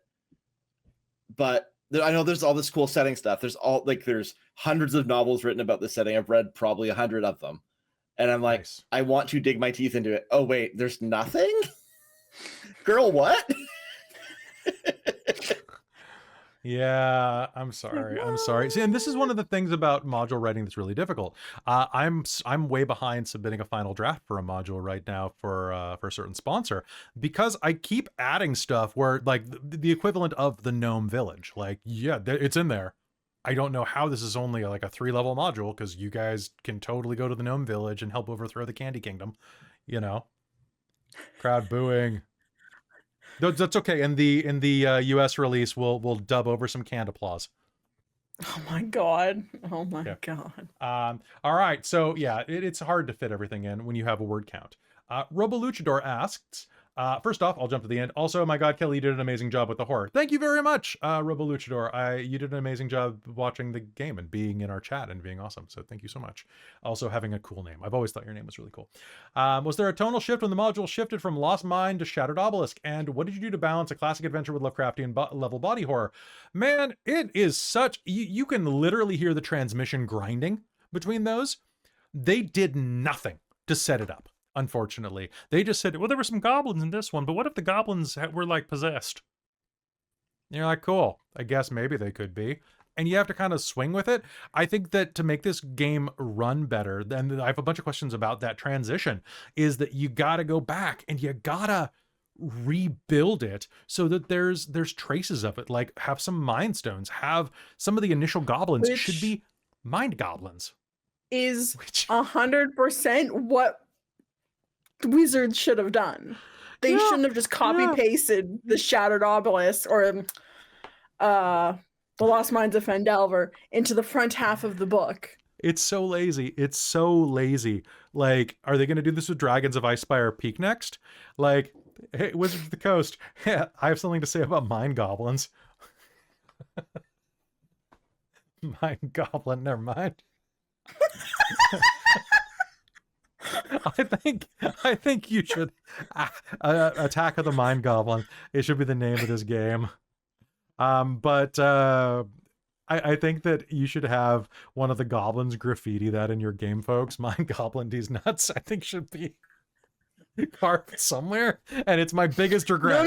Nope. It is a goblin like cart, like traveling salesman, and that's his cart is selling a bunch of nuts, and it's called Mind Goblin. These nuts is his cart. Well, his name's D.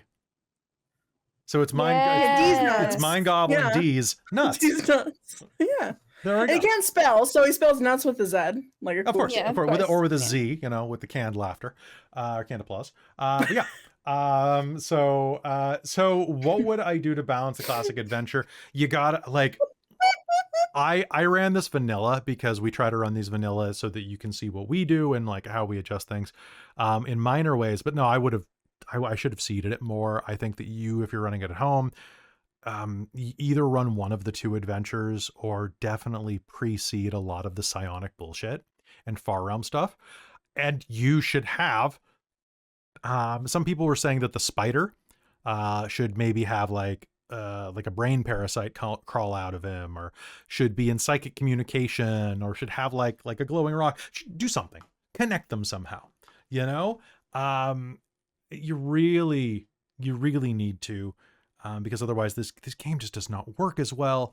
And another regret that I had there is I was going to have the spider come back, and if you guys ever stayed in Phandelver instead of going forward, the spider was going to come back and attack you as a mutated Drider, which is one of the things that people talk about in forums a lot is, oh, have him become a Drider. And I was going to like set the wherever you guys were staying on fire and have like a big fight on the roof with him. It was going to be good. But it never happened. There was never a space for it. And it felt really like sometimes when you have a cool idea, it just doesn't fit in, so you don't do it, you know? But like that would have been I feel like they maybe should have done that more with this campaign. Yeah, have some cool ideas and use them. Yeah. Or maybe have ideas and then they just maybe didn't need to put them in. The spider, if they wanted the beginning to be more effective, they should have had more callbacks to it. Instead of introducing brand new characters that you're supposed to care about in the second half, like having Gwyn Orsong show up, rather than have an existing character be the one who is super lore savvy and has all these things and might actually have like you could have had Toblin be, you know, he's the innkeeper, but he's actually like a retired historian, you know, who inherited his dad's, you know, inn and then moved away from Neverwinter quite a bit ago and like knows all this stuff about the dwarves. Like bring that in there, you know, like have the characters actually matter, connect them in, because right now a bunch of people get kidnapped that you don't even know. What the hell? Why would you care? You're the guy down the street who sometimes waves at you when you're getting your mail got kidnapped. Okay, cool. How about your next door neighbor who owes you money? You don't even know those people. You have no reason to care. Have Gundren get captured, or his brother if they're still alive, or his brother's corpse if they're not. You know? God, if Gunner got fucking captured again, I would have suplexed him. I would have taken him and thrown him into the pit. Little like, shit. You deserve it at this point. Bye. I'm sorry. Toss him down through space. I didn't mean it. My ass is just too delicious. I tried to sneak away, but I'm too thick and the clapping in my cheeks. The mind flares. Keeps learning the mind flayers. The clapping of my lobes. I'm just too smart. My brain is just too big. That's going to be in my next character, the clapping of his lobes. Perfect. Actually, my next character is Tuscamus Orkington, but after that, it's going to be that. All right. So, question from Wild Falcon, or Wild Falcon, depending on how it's pronounced. For How to Run session, Kelly made it clear parts of that he would change and was super helpful with it. Thank you very much. But what parts would you have changed, players? I think I've already gone into that. Yeah. Pretty Final much. fight. Final fight. I would have done the have it rise out of the pool, because that's Yeah. so much more dope. Yeah. That I it know. rises out of the projection of Phandelin, and not project to your players that you're going to get a long rest, and just have it be a continuous fight to make it actually hard. Yeah. And I definitely would have taken that tables of those floating islands and made it that, yeah, if it's RNG, just make it RNG. Don't force them to go to a certain Yeah. number of them first. Yeah, right. Like, give them the option between. I would have 2 show up, and then you go like, you can go to that one or that one. You know. But sorry, it's not my place to talk right now. What what would you guys change? I want more of the setting. I wanted a chance to go like I'm just like so we went over this in like the section with like the 3 dungeons that were beside each other. Like how we spent like like I want like either that broken up. I want more time in town. I would really love it to like really engage with like the because there's all these factions that are in town. Like we seeded the Zentrum, we seeded the Harpers, we seeded the Lord's Alliance. Like, and there's kind of nothing to do with them. And like, Yeah. I don't even super care about a lot of these factions that much, but I'd like to see what is there. And there's no like real time to do that. And it's all the same stuff. It's the hurry up and wait. It's the like kind of the weird pacing stuff, but it's also like there's not enough stuff in town. It's a lot of dungeons. And the laundry list of tasks they give you right when you show up, when you're like, great, we've got our friend to go rescue.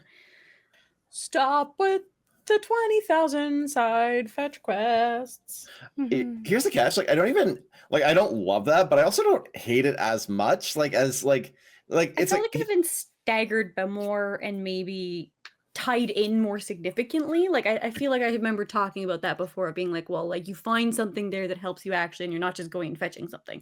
It is really funny the idea of you walking in town and literally every single person like Yeah.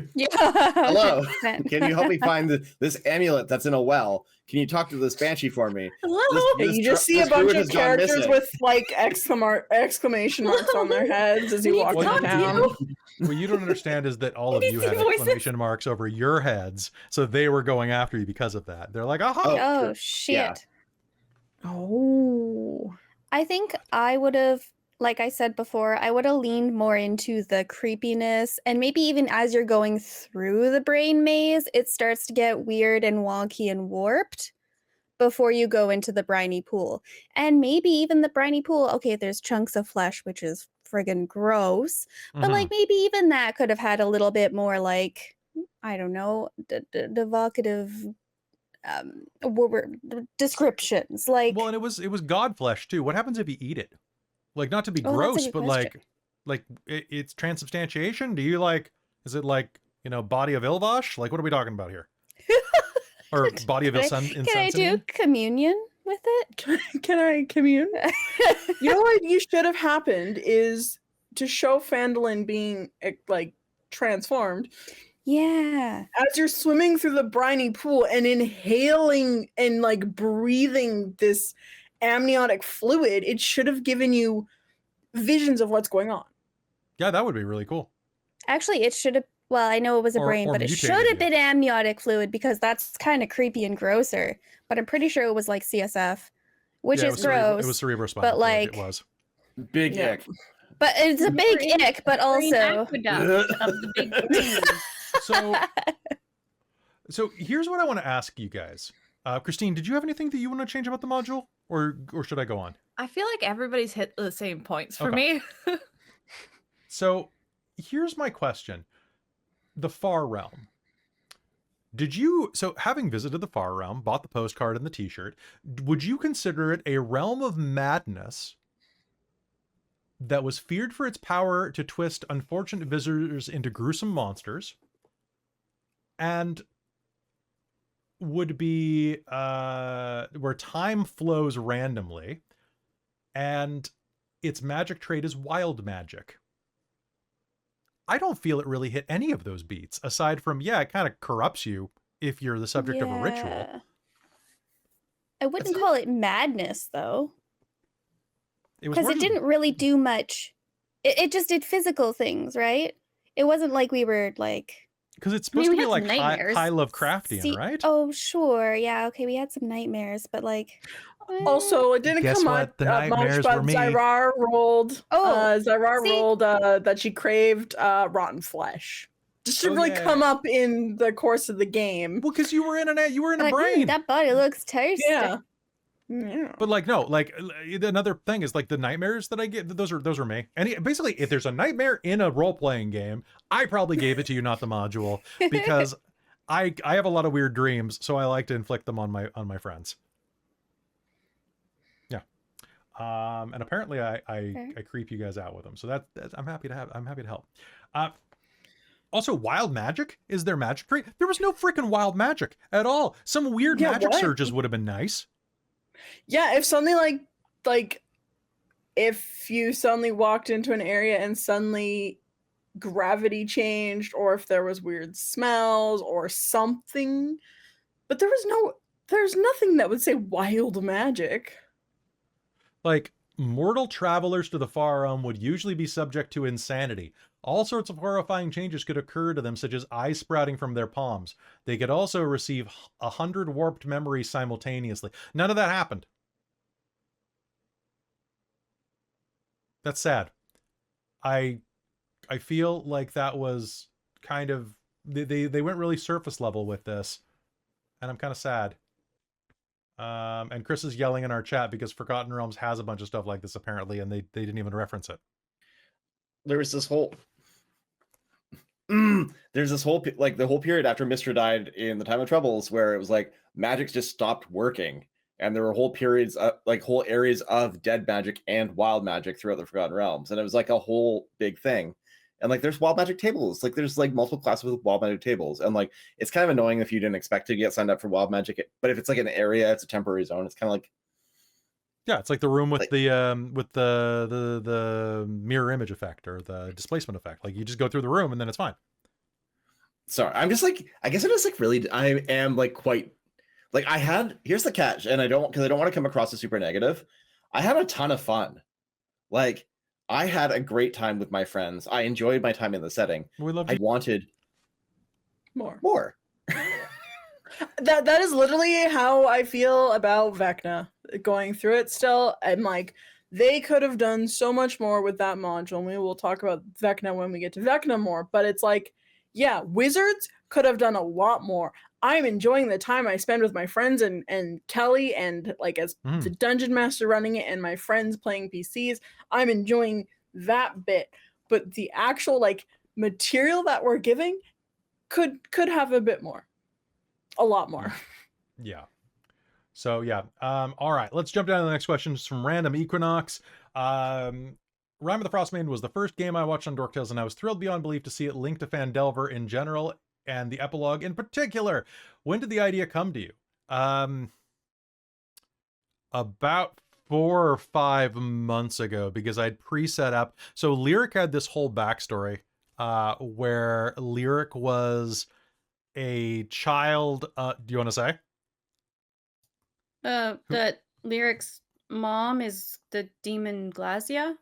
Yeah, so Glasia being Asmodeus's adopted daughter, who rules one of the realms of hell.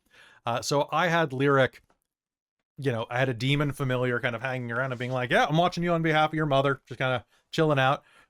It's kind of fun. Wanted to have that kind of seduction angle. And when that didn't work, kind of just this annoying, like, cousin that shows up at the house type of thing.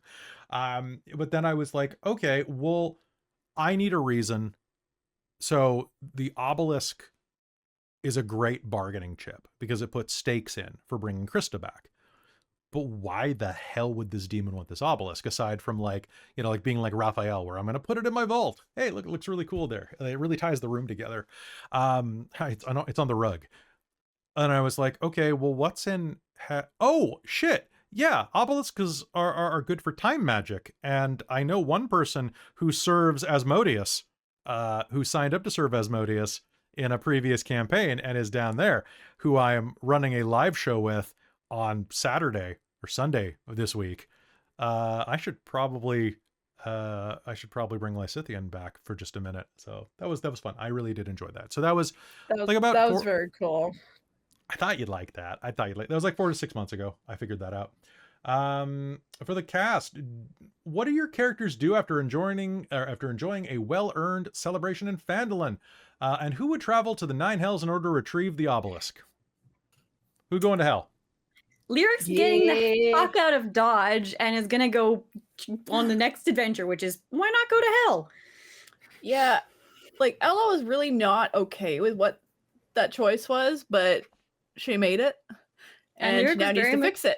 So if we deal with it now, they didn't put in a stipulation we can't go get it back later. So that sounds like a future us problem. Mm-hmm. Fair. Okay, so what's everybody? So is that pretty much it? The next adventure is going to hell? I think so. Okay. I think so, because we're all a group, right? Yeah, we'd all just go together. I do have to point out though, because I think Gwyn, and I think Kelly, you're just doing this for funsies. I think Gwyn was making some eyes to Anthea at some point, but I think they'd actually be really good platonic life partners. I mean, okay, as long as Gwyn knew what she was getting into. She wouldn't. Being arcanosexual. No. Yeah, she wouldn't. She wouldn't know until it was too late. Oh, well. But I mean, that's up to her. That's her problem. So, next adventure. Let's go to hell. Next question, not a question, but from Dungeon Master Tyrant. No questions except congrats everybody for surviving the horrors. A hero's feast for all of you. Thanks, Tyrant. Appreciate it. Oh, my max HP goes up. Fuck yeah. Max HP goes up, Robin. Now you can hurt your ankles again. No. All right. Let me go get my cookbook. All right, because I have it. It's so good. The hero's feast. 100%. I really want the other one. Oh, the drinking they one? have a second one. Oh, okay. Robin I think it's like Flavors of the Multiverse or something like that. I have 3 different Dungeons and Dragons themed cocktail books now, so nice. Let's do it. Fire powers combined. Let's go. We should do a party. We should do it. Oh my god, yes. All right. We'll do a big trip. When Jen finishes her move, we should all go visit and just make a ton of food. Excellent. Marcid Kidding says, my question is how the last fight is a joke. Covered that. They say, I gave it to a player in a 3v1 where he had to fight him and 2 minions and the player won. Maybe a beholder would have been a better end boss. You're not wrong. Yeah. You're not wrong. Give a beholder a shotgun. We're good. Silence Will Fall says, I have a few, but this is more general retrospective. In some of the chapters, characters can end up in certain areas where NPCs just wouldn't be. How would you handle a PC death in these situations? Where other NPCs wouldn't be. I'm trying to think of what this is. Where other NPCs just wouldn't be. I'm not sure exactly which sections there in terms of. It could be the Tomb of the 200th. Or yeah, like I guess for NPCs that could help like resurrect or something like that. Yeah, maybe. I think that those could be kind of interesting places for a character to die, because then you would have to put in more legwork, like transporting the body back. You know, and I think that could be a lot more dramatic, because death in D&D is really casual. Oh no, they died. Oh look, a diamond. You know, we resurrect them. Did you like giving out the magic items that were made specifically for this book, and would you include them in future? They're great. They're great. Flare Slayer. Oh, it's all I ever need. Flare Slayer. The Mind Blasting Cap. Hell yes. I love all of that stuff. Oh, also, I just noticed on our things, apparently we got very lazy in our time in the last week, and our characters have already lost a level. Oh, I noticed that at first too, but I was like, Did you? Okay, hold on, I can fix that. I'll fix it right now. Okay. It's because I'm using an old scene for the how-tos. That's why. But yes, I will. Guess what, guys? You gain a level. Somewhere. But do we level? Yeah! Cool. But do we level? Maybe. Maybe you do. So I'll drop you back to level 1. How's that? Oh no! Oh no! No, I drop you back to levels nothing. Wait, I Zoe? Level 1 when we were Just still in so time for a beef naive episode. and innocent and unaware. There we go. Well, there we go. Oh, Everybody's back to Butterwort. level 12. Perfect. Nice. So I love the items in this. I think that the one of the strongest parts about any module is the weird items they create and then the weird monsters they create just for this. Chris, you were saying earlier that they don't create as many monsters and they try to like recycle a bunch of monsters that are already in the monster manual. I think that this book has some really cool ideas for monsters. The Ashen Rites are really cool. The Flesh Meld is dope. The Fiendish Augur. I loved it's an evil drill. Really cool. It's an evil drill. What the hell? I would love to throw some evil. Oh, I gotta put that in. I gotta Well, it put will that in pierce cold the iron. heavens. Yeah, the evil drill will pierce the heavens and then like grind some angels. Believe in the me that believes in you. Actually, I do. that's an incredibly good reference material for like Far Realm because you're like, what in the fuck is going on? What the fuck? It's a drill, but it's evil. But then they end up How battling in can drills space, be and you're like, evil? what? You want to Yeah. see? Wait, so that's You just want- Gurren Lagann. Yeah, the drill This that'll is good. pierce the heavens. That's And then you start- That was the reference, right? Ignore. God. All right. And last question from Silence Will Fall is, as this is a continuation of Lost Find of Phandelver, did you feel this is the best starter campaign for new DMs, or would you give them another module? Another module? Another module? Absolutely. I would give them, if I were going to have you run a module and not do homebrew, if I was going to give you a D&D Wizards of the Coast module, I'd give you Wild Beyond the Witchlight. Wild Beyond the Witchlight is one of the best things they've ever written. Do you think that they've really, like, in the past couple years between like Call of the Netherdeep, Phandelver and Below, and Vecna, they've really kind of just been like, we're doing this for the DMs that have DM before, and not really done much attention to new DMs? Because I feel like the last few modules from Wizards are not good for new DMs. But that's the problem. I don't think that most of the modules they put out are good for new DMs. Like Out of the Abyss is not good for new DMs, according to everything Chris has said. And through my playthrough of it, I only played through like a bit of the beginning, and it was very awkward. Waterdeep Dragon Heist, not super new DM friendly, because it's kind of hit or miss. The anthology books are yes and no, I guess. But I mean, Dragonlance is really quite good for new or intermediate, I think. Call of the Netherdeep is intermediate to hard because of all the NPCs. What else is there? Rime of the Frostmaiden is fine for a new DM, but I mean, that book's quality drops off. But what else is there? Like, Well, just run Rime of the Frostmaiden up until the dragon encounter. No. that's true. 'Cause, Then like, it ends then. Wild Beyond the Witchlight is by far my favorite thing that they put out. Mhm. Like It in a has long some time. issues, but like it's real good. Yeah, you can have a lot of fun with it, but like accessibility wise, like Out of the Abyss is honks, Saltmarsh honks. Like if you run the anthology books just at like if you pick from all the anthology books, there's some great stuff in there. Don't run them like cover to cover, but like there's some great stuff in there. But like the adventure paths, like people love Curse of Strahd. People love Curse of Strahd. People love Curse of Strahd because they want D&D horror. I'm gonna say something sacrilegious right now. If you're running a horror game, don't run D&D. D&D, you can run horror in D&D, but here's the thing, and you can argue with me in the comments. I don't care. You can say, "Oh, I ran a horror game in D&D. It was great."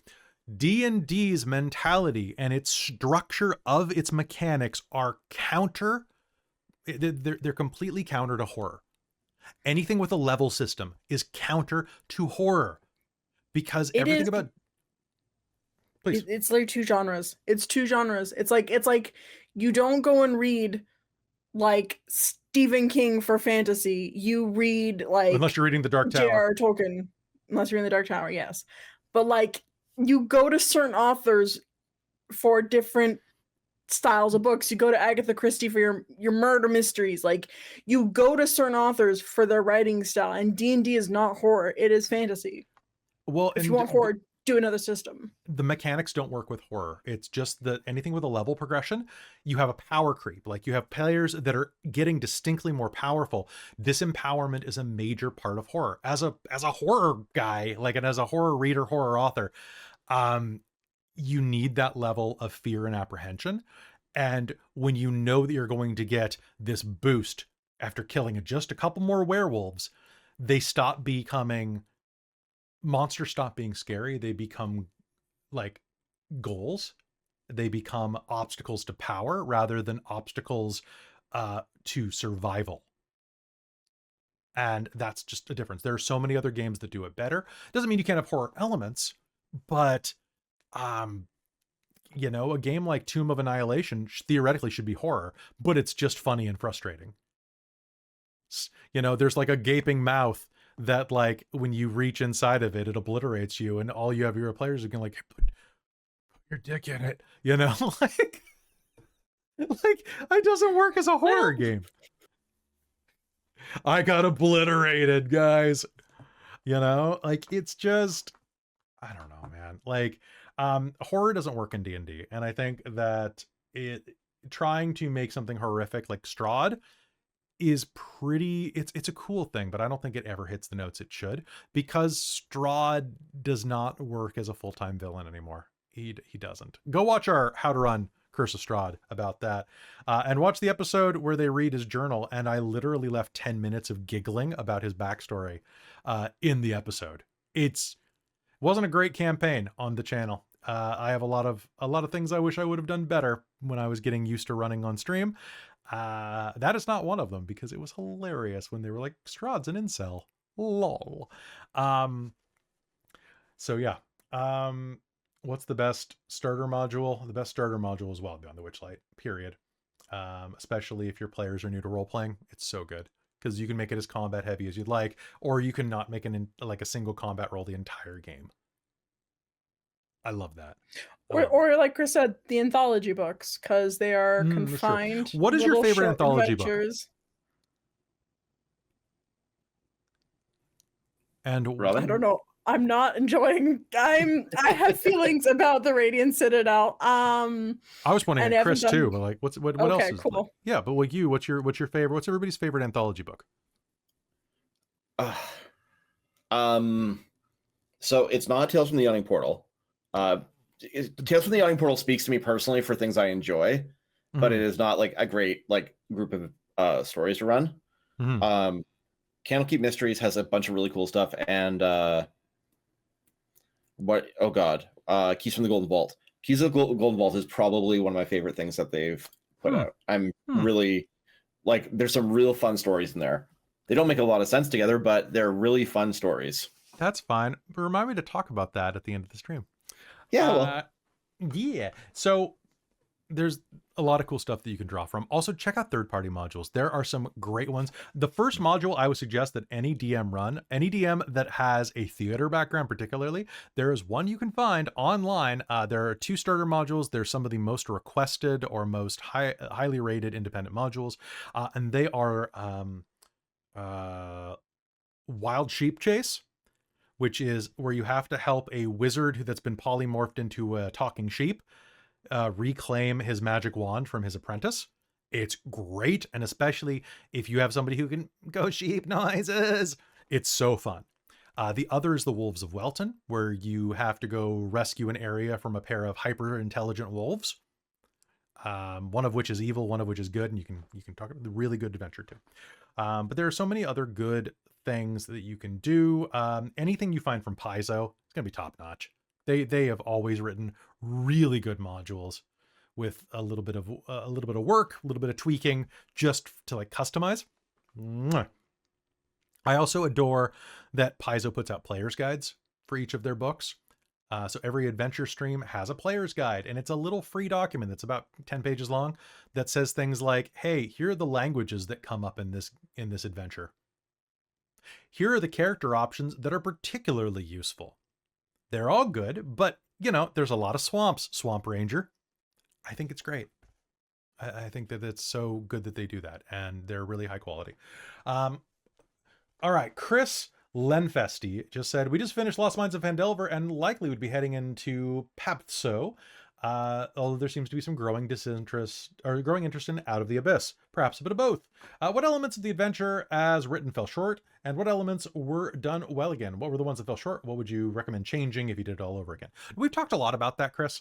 I would say you got to seed everything earlier, or have a lot of downtime between the two things where you can like hint things ramping up, I should say. Chris has told me privately that Out of the Abyss horks.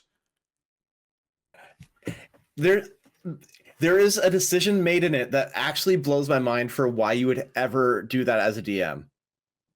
Is there? There is, and I don't want to like.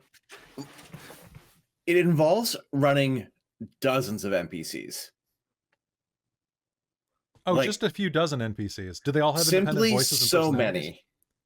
Like I'm not gonna go into it any further, but like your characters go through a tough situation and then they're given an opportunity to go back into it with all your best friends. Truly so many best friends. All your new best friends. And you're not there with them for like a short while, you're there with them for a while. And I'm like, I would simply just not do this.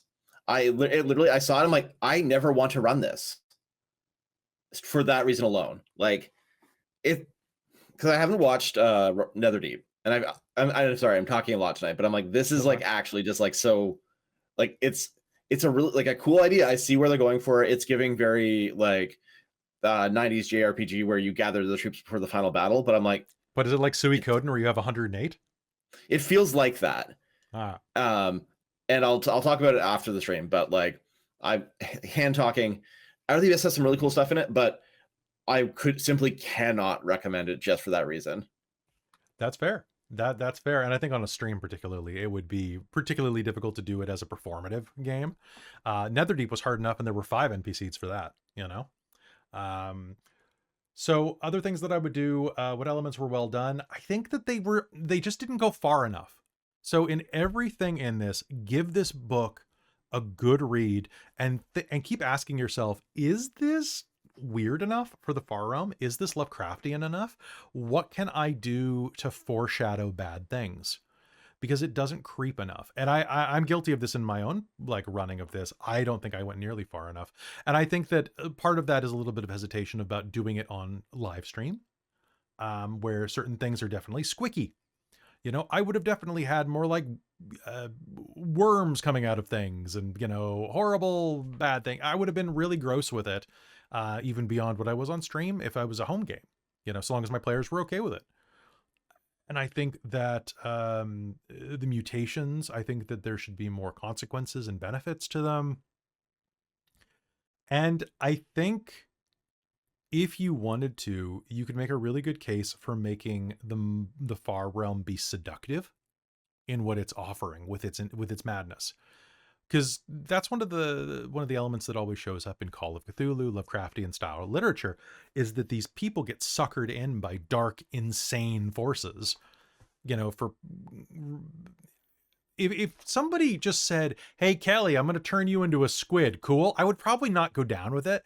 You know, but if they're like, "Hey, I'll turn you into an immortal squid with mind powers," okay, it's a little better of a deal, and a 401k and a dental plan. Okay, and now we're talking.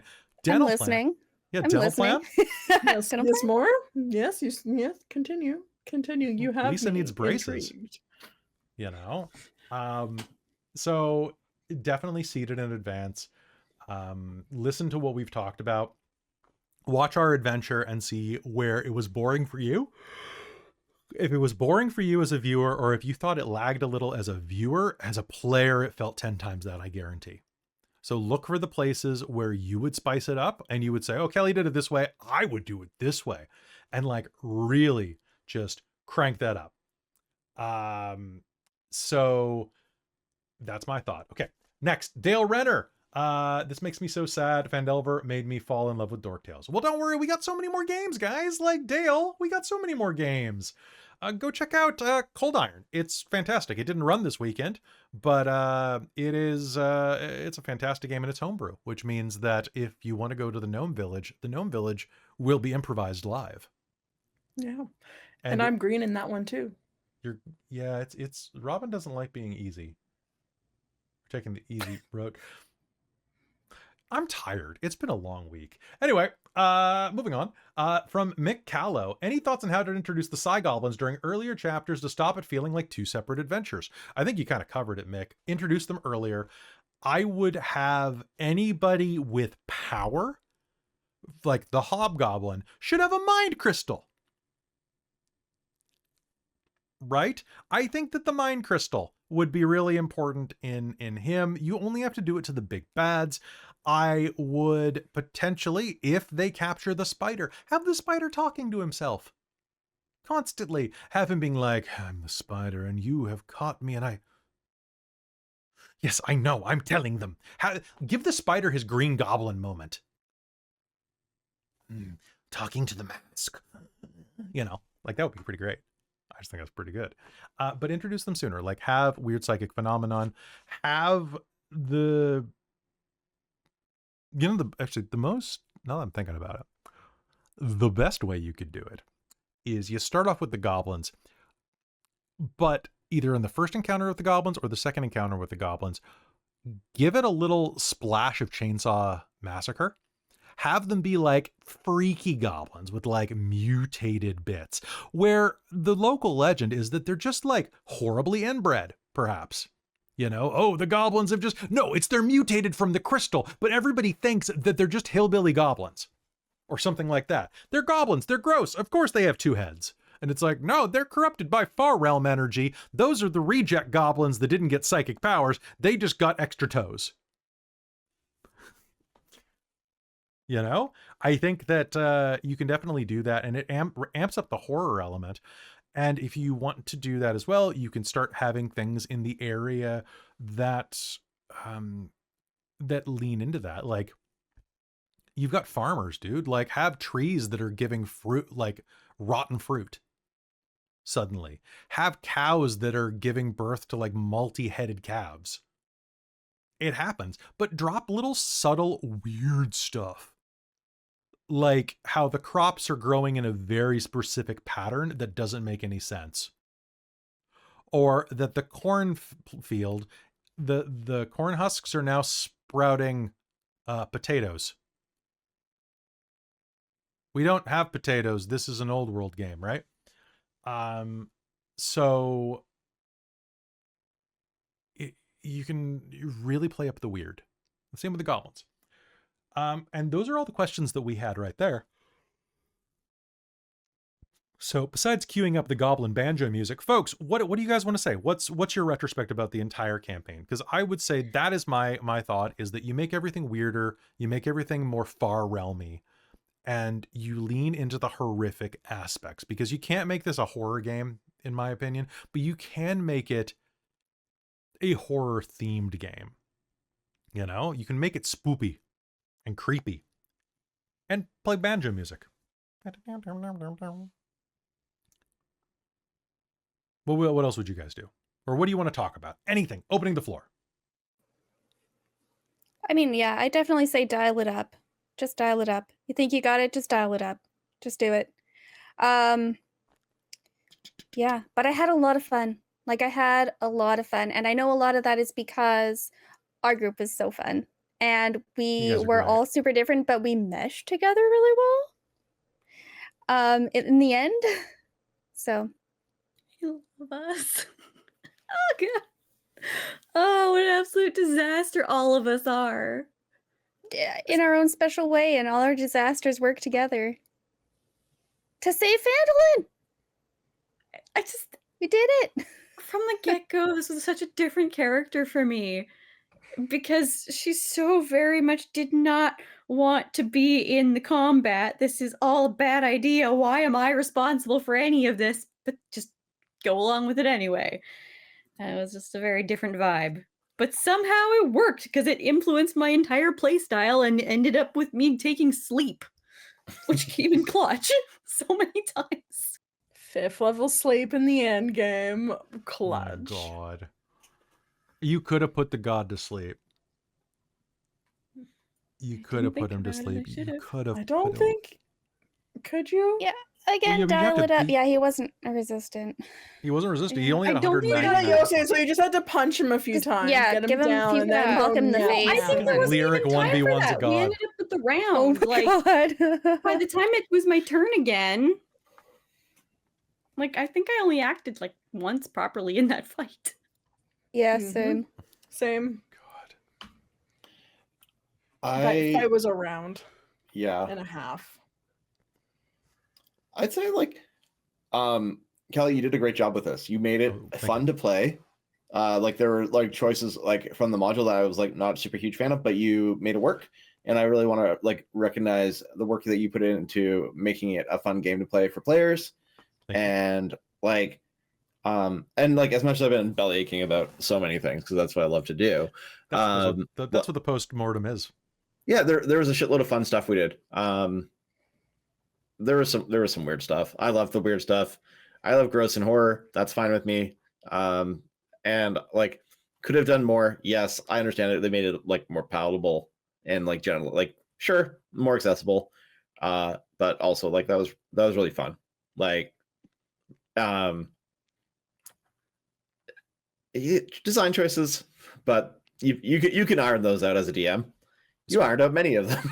Oh God. You ironed out 6 islands we didn't want to go to. Oh my God. I think he just decided to just make a whole new shirt at that point. There was no ironing. He just discarded and like took the 2 pockets. No, I turned it into the squares. Gambit shirt from X-Men 97. You know, the one that That's cuts true, off yeah. right above the solar Yeah, plexus, yeah. right below the nipples. That's how I like my Phandelver, crop topped. Cropped up Phandelver. I like my Phandelver and Below, the Shattered Obelisk. The Scattered Obelisk? Now I'm just Hey, good picturing night. Ilvosh Yeah, with everyone. like this like sick pair of abs. That's how he comes back.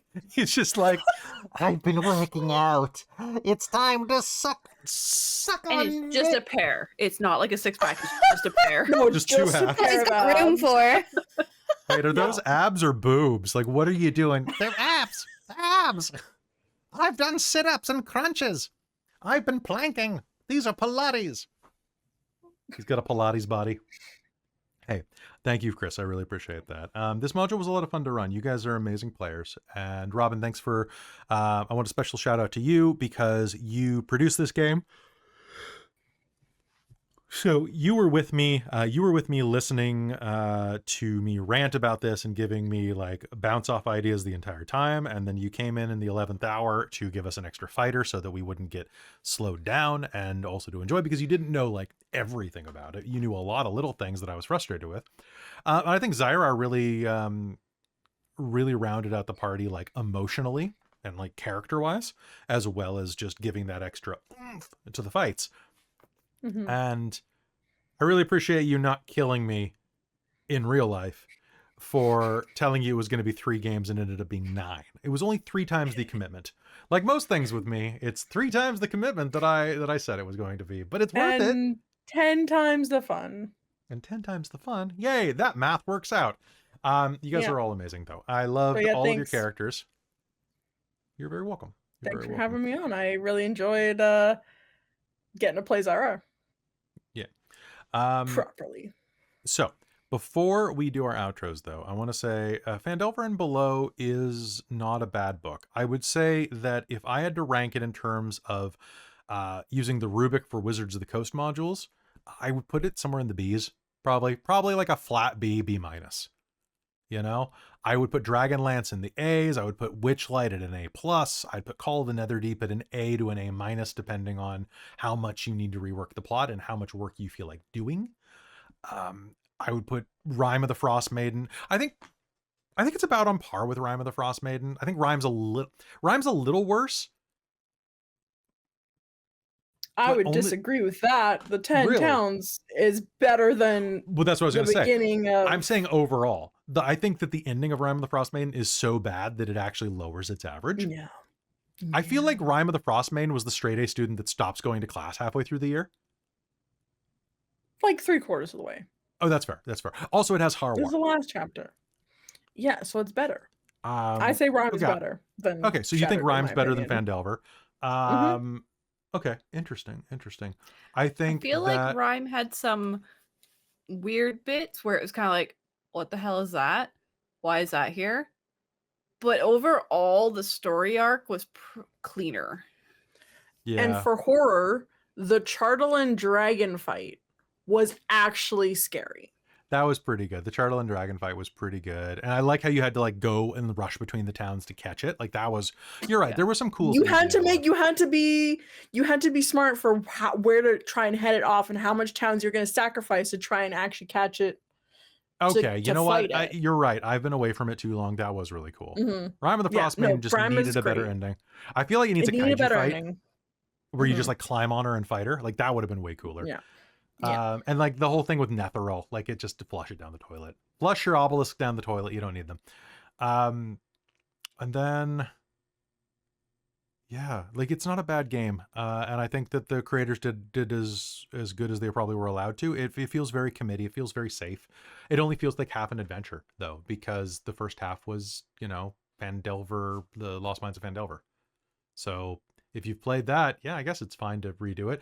You're paying for like, you know, a starter adventure again, and one that they didn't really update. Like it feels very starter adventure, you know, like it doesn't feel very great.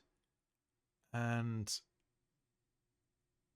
go to a different place first. Phandelver and Below might be fun, but it's not what it could be. And I was really excited for this one when they were talking about doing a horror module that dealt with Illithids and going down below Phandelver and like all of this stuff. And then it turned out that they just dropped the first half of the game was a game that already had been ran.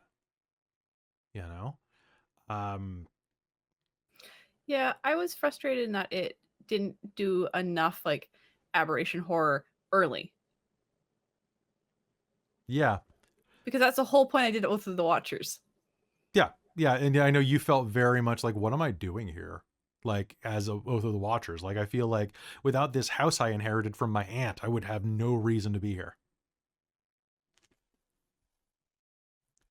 And maybe that's why they give you those hooks, those personal hooks to begin with, depending on your background. So yeah, Phandelver and Below. It's fine. I'm glad you stayed with us. So thanks for watching and thanks for sticking it out with us. As with any module, I say this about every module that we run on the channel. Modules are paint by numbers kits. They are party kits. They are, you know, they're pre-made food that you pick up and you spice at home to make your own. The real joy of playing a module is what the players add to it and what you change in it. Okay, this helps, but this is not your game. This is not a Bible. This is not something that you have to follow, you know, religiously. It is a bunch of suggestions and ideas for you to expand on. You should enjoy it. You're there for your players, not for the book. So always go into rule of cool. Do whatever you think is right for your game, and you will have more fun. And maybe you'll get to play with, you know, players as cool as mine, because you guys really made this for me. So thank you so much for all of that.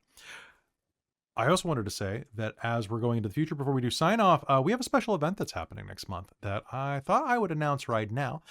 So folks, it is an expensive year for everybody. And last year we got really busy. So we did not do Dork Tales Expo, which is a fundraising weekend that we do for Dork Tales to help pay off some of our expenses and you know, things like that. But I don't feel like doing Dork Tales Expo as a rush this year. So we're going to do something that I actually planned for last year, which is next month. We are taking a weekend, maybe a little bit more if we need extra weeks or extra time. And we are going to run the entirety of Keys from the Golden Vault as a fundraiser for Dork Tales. I have a different game master for each game. Many of our favorites from Dork Tales. I have some external favorites, like Vahid from Dice Legends is going to be running, and many others. I'm going to try to play as many of these as I can. And we're probably going to be broadcasting them out of order just because certain DMs have requested to run certain ones of them, and they are going to be running, for example, in New Zealand time. So I'm not going to make, speaking of Vahid, I'm not going to make Vahid wake up at 2 o'clock in the morning his time to run a game just to keep it in sequence. So we're going to be jumping around a lot, and then the YouTube playlist will be, leveled accordingly. But we're going to be spending a weekend. It's going to be like an Extra Life weekend. And we're going to be doing it as a fundraiser. So come and throw money at us to keep the channel afloat. Help us fill our golden vault. Fill our golden vault event coming in March, in 1 month, actually. It's scheduled for the weekend of March, 7th through 9th. And then if we need to do overflow the following weekend, we will do it on like the Saturday or the Sunday or something like that to fill it. So it's 13 games over 3 days. It's an Extra Life weekend. So it'll be a lot of fun with a lot of guests, a lot of fun, and keys from the Golden Vault will be ran here, and hopefully you'll enjoy it. But definitely come and join the Patreon while you're at it. We just hit 175 patrons a little while ago. It's gone down a little after the end of the month, but we hit that goal, which means that Christine is going to be running a module in this summer sometime called The Unexpected Wedding Invitation, which will be kind of like a Jane Austen Regency style, maybe murder mystery D&D game. It's going to be pretty fantastic. I'm going to be green. And I'm very excited to be playing in that. At 200 patrons, we're going to get another daytime game that I'm going to run. Or hell, maybe I can convince this crew and I'll run Sunken Isles for them. You never know. At 225, Jen will run another Mage the Ascension game. And at 250, I will run a Game of Patreon's Choice, as well as Cal will run an Exalted game, which is wild. I also have had people from outside of the channel, some friends of the channel have said, hey, Kelly, I will run a game at 275. I literally got a message from our friend Ravnos about that this morning, because he's such a sweet dude, saying I'll run 275 so you can take some stuff off your plate. So I would love a 7th Sea game. I'm not gonna lie. I would love some swashbuckling. I love 7th Sea. I've been trying to secretly get him to come over and run something for us when I have free time for a while, but I just never have free time. So maybe. I am very excited for that though, and I hope you come and spend some time with us. Join the Patreon. It's cheaper than Starbucks, or on par with Starbucks. And it's way cheaper than Netflix because my Netflix just went up by another $2 this month. So Patreon, help support us. And with that, thank you. This has been Phandelver and Below, the Shattered Obelisk. Let's go around in a big circle, say where we can find you, say something about the campaign, and let's go ahead and start with Robin. Producer Robin. What say you? Yes. Thank you so much, everyone, for watching and enjoying. Thank you, Kelly, for running, and thank you, players, for playing, and for letting me tag along at the last little bit of the end of the campaign when you guys said welcome to the guiding lights at the end of the game. Got me emotional. So I love you all, and yeah, I'm very, very excited and sad. I'm glad it turned into a longer game time commitment than I thought, because it was so much fun. All right. I'm glad we got you. Chris, welcome to Dork Tales. Thank you so much for having me on. It's been a real honor to be a part of this game. It's been great to play in one of your games again, Kelly. It's been great to play with some of my favorite nerds. Love playing D&D with you. It's been many moons. I think we played a Pathfinder. I just sold those. I just sold those last month, finally, to a used bookstore. They were great. And Lost Man of Phandelver was fun. I had a great time. And Briark. Amy. That's me. Yes. Hi. Yeah. Thanks, Kelly, for running this. Thanks for having me in one of the actual official, like WotC campaigns, because I managed to somehow dodge all of them. Prime time. I was sticking to my Chronicles of Darkness, World of Darkness, and Homebrew. And then you dragged me out, and then I played Lyric, the Tiefling Bod. And with a nickel hopper. yeah, I'm gonna miss her so much. She's so weird. I love her. You said she's one of my weirdest characters. I don't know that that's true. She's one of your most peculiar characters. Okay. Not weird, peculiar. Maybe. Yeah. Possibly. But yeah, I can find me here on Dork Tales. You can find me on my own Twitch channel, Paradoxical Ghoul, and you will see me in many things to come in the future. Way too many. Some of which will probably be this week. Also, Amy might run a game for the channel sometime soon again too. So yeah, maybe. Because you had a couple of ideas that you were throwing around, and I'm like, yeah, maybe sorta. Maybe. Maybe some advanced lesbians and lizards. I don't know if that's the title. Lesbians and lizards. It's not even close. It's not even close. Just lesbians and lizards. That was this campaign. Didn't you know? A little bit, kind of. A little bit. Less lizards than lesbians, to be honest. The lizards, go to Cold Iron if you want your lizards. I don't know how many lesbians we have over there. A lot of bisexuals. But anyway, Anthea, or Caitlan. Hello. About the lesbians, we're just gonna have to play a bit more of the game and find out, hey? Wait, is Zoe a lesbot? A lesbot? We'll just have to find out.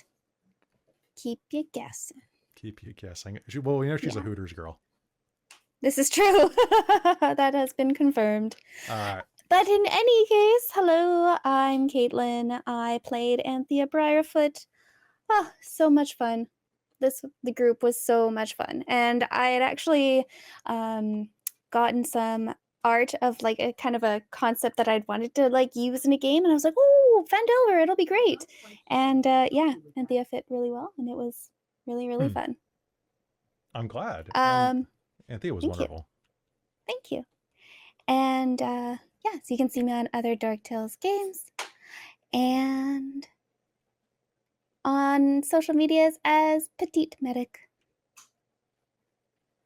Nice. Christine. Sorry, I'm just mentally like cogitating over. I think, Amy, this is your first primetime module, but not your first module on Dork Tales. Yeah, prime time. I mean, I Because you did know we Strahd. did Curse of Strahd, and that's we true. know what the Yes, gift that technically, truly that was came from that One was of our bigger ones, Luella. That was before we actually made it big on modules. Yes. Yeah. Wait a minute. Wasn't Amy in that? That's how Luella I came out, isn't was. it? Yep. Mentally just going, wait. Step by step by step. Red thread.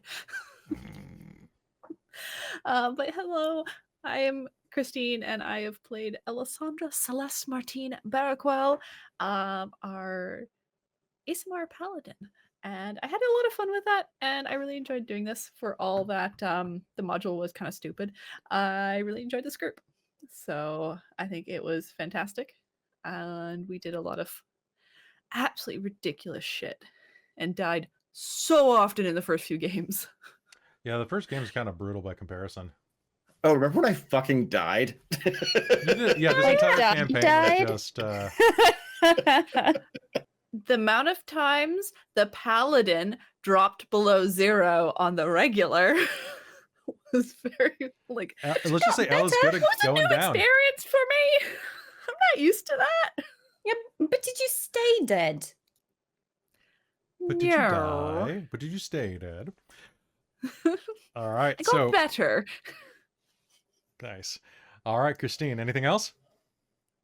I don't think so. All right. And I've been Kelly. You can find me here on Dork Tales. So this week we got a bunch of cool stuff happening. If you have only tuned in for this how-to episode, check out our rest of our games. We do most of the modules that come out from Wizards of the Coast. If they release another module later this year, who knows? We might do that. Who knows? We've got Golden Keys happening, or Golden Vault happening next month. We've got everything that they have put out that's been a full module going back as far as Rime of the Frost Maiden and a few things before that. And we got a lot of homebrew stuff. We also do games from other game lines, a lot of World of Darkness, Chronicles of Darkness, like Vampire the Masquerade, Mage the Ascension, and some third-party things, which are going to be really cool to see. Blade Runner is coming to Patreon soon. We are finally wrapping up Old Gods of Appalachia, and I've got a bunch of little side chronicles that I want to run that are like little short runs, like our Deviant game is only like 3 episodes. I want to run more stuff like that and release it out. So you can find most of that stuff on the Patreon. It eventually hits public release anyway, so if you don't have the money to help support us on Patreon, that's fine. Eventually, everything except our behind the scenes podcast makes it public because I think that these things should be shared. But if you have the money to get it in advance and come enjoy it, it is really helpful because this is a full-time job and I really do appreciate it. So consider joining the Patreon. But we got so much more in store. This week we have tomorrow, if you're on the Patreon, you get access to Descent into Avernus episode 11, if you can believe it, where we're finally going to stab an old woman. It's going to be great. Then on Wednesday, Mage the Ascension, the Victorian Age is back on a brand new night on WOD Wednesday. So come for World of Darkness Wednesday here, where they're finally on the damn train. Then we're going to have a little bit of a gap because we are at SukunaCon running a bunch of events. We're running a live show, a bunch of how-tos, including So You Fucked Up Your D&D game, which is a new module we're running about how to do emergency rescue on your D&D games. We're going to be doing a lot of really cool modules and running some really cool panels and running some pretty cool events. So come if you're in the Victoria, BC or greater BC area, come to Vancouver Island. It's a good time. Besides that, we'll be back next week with Shards of Nirn is finally returning on Tuesday. Cold Iron's on a little bit of a break because of con schedule, but we'll be back very soon. And we've got so much stuff in the future. And hey, join the Discord. It's free. You can tell me what else I should run. You can also do it on the Patreon, which is a little nicer for me, but join the Discord. It's free. Is Shards running next Tuesday? Oh, no, it's not. It's not because I have to go to a wedding on Tuesday night because somebody's getting married on a Tuesday. And I'm driving back that day, so that's true. That's very presumptuous that the weather's going to be fine for that. So things are getting juggled that week. Wednesday is going to... Something's happening. Wednesday is going to be... I don't think Shards has a makeup yet, does it? It doesn't. Something's happening on Wednesday, though. Anyway, check the schedule. Anyway, I love you so much. You guys are all amazing. So thank you for tuning in to this final episode of Phandelver and Below, the Shattered Obelisk. Players, I love you so much. Viewers, I love you so much. Haters in the comments that are mad that we use pronouns in our intros, I block you. Nobody will ever see you again. Whatever. Die mad. Die mad. We have a lot of queer and trans cast members. We love them. And they make my life happy and you don't. So, besides that, a big thank you to all of our patrons over at patreon.com/dorktales, like our divine producers, my mom, hi mom, and Shaikon Dave Vermillion, our demonic producer, Sorcerer Sanguine, our wizards of the Patreon, Tammy the Forever Cleric, Think Goblin, Krasha Urquhart, and Big Nut. Our monster makers, Soul Omen and Larook, and our High Council, who could forget, Terran, Amberthist, Raven with Bubbles, Chef Eladeth, Mike Baxter, Brian Kaler, Nerdy Metal Gent, Grumpy Owl, Cody, David Prophet, and Andrea Gresham. You guys keep us on the air. Thank you so much for all of this. Big thank you again and again and again to Michael, the graphics guy, for doing these amazing overlay frames for us, and for using Kiyoshuki's amazing art and getting us all looking pretty enough that you can watch us for 48 episodes straight in a binge. So, Michael, you do an amazing job. Can't wait to see you tomorrow, buddy, when you become a tiny and then large rage-filled goblin in Descent into Avernus. And a big thank you again to Tessa Maps for supplying the additional maps that made the final fight even happen. You guys are all amazing. And with that, let's put Phandelver and Below, the Shattered Obelisk, to bed. Good night, Phandelin.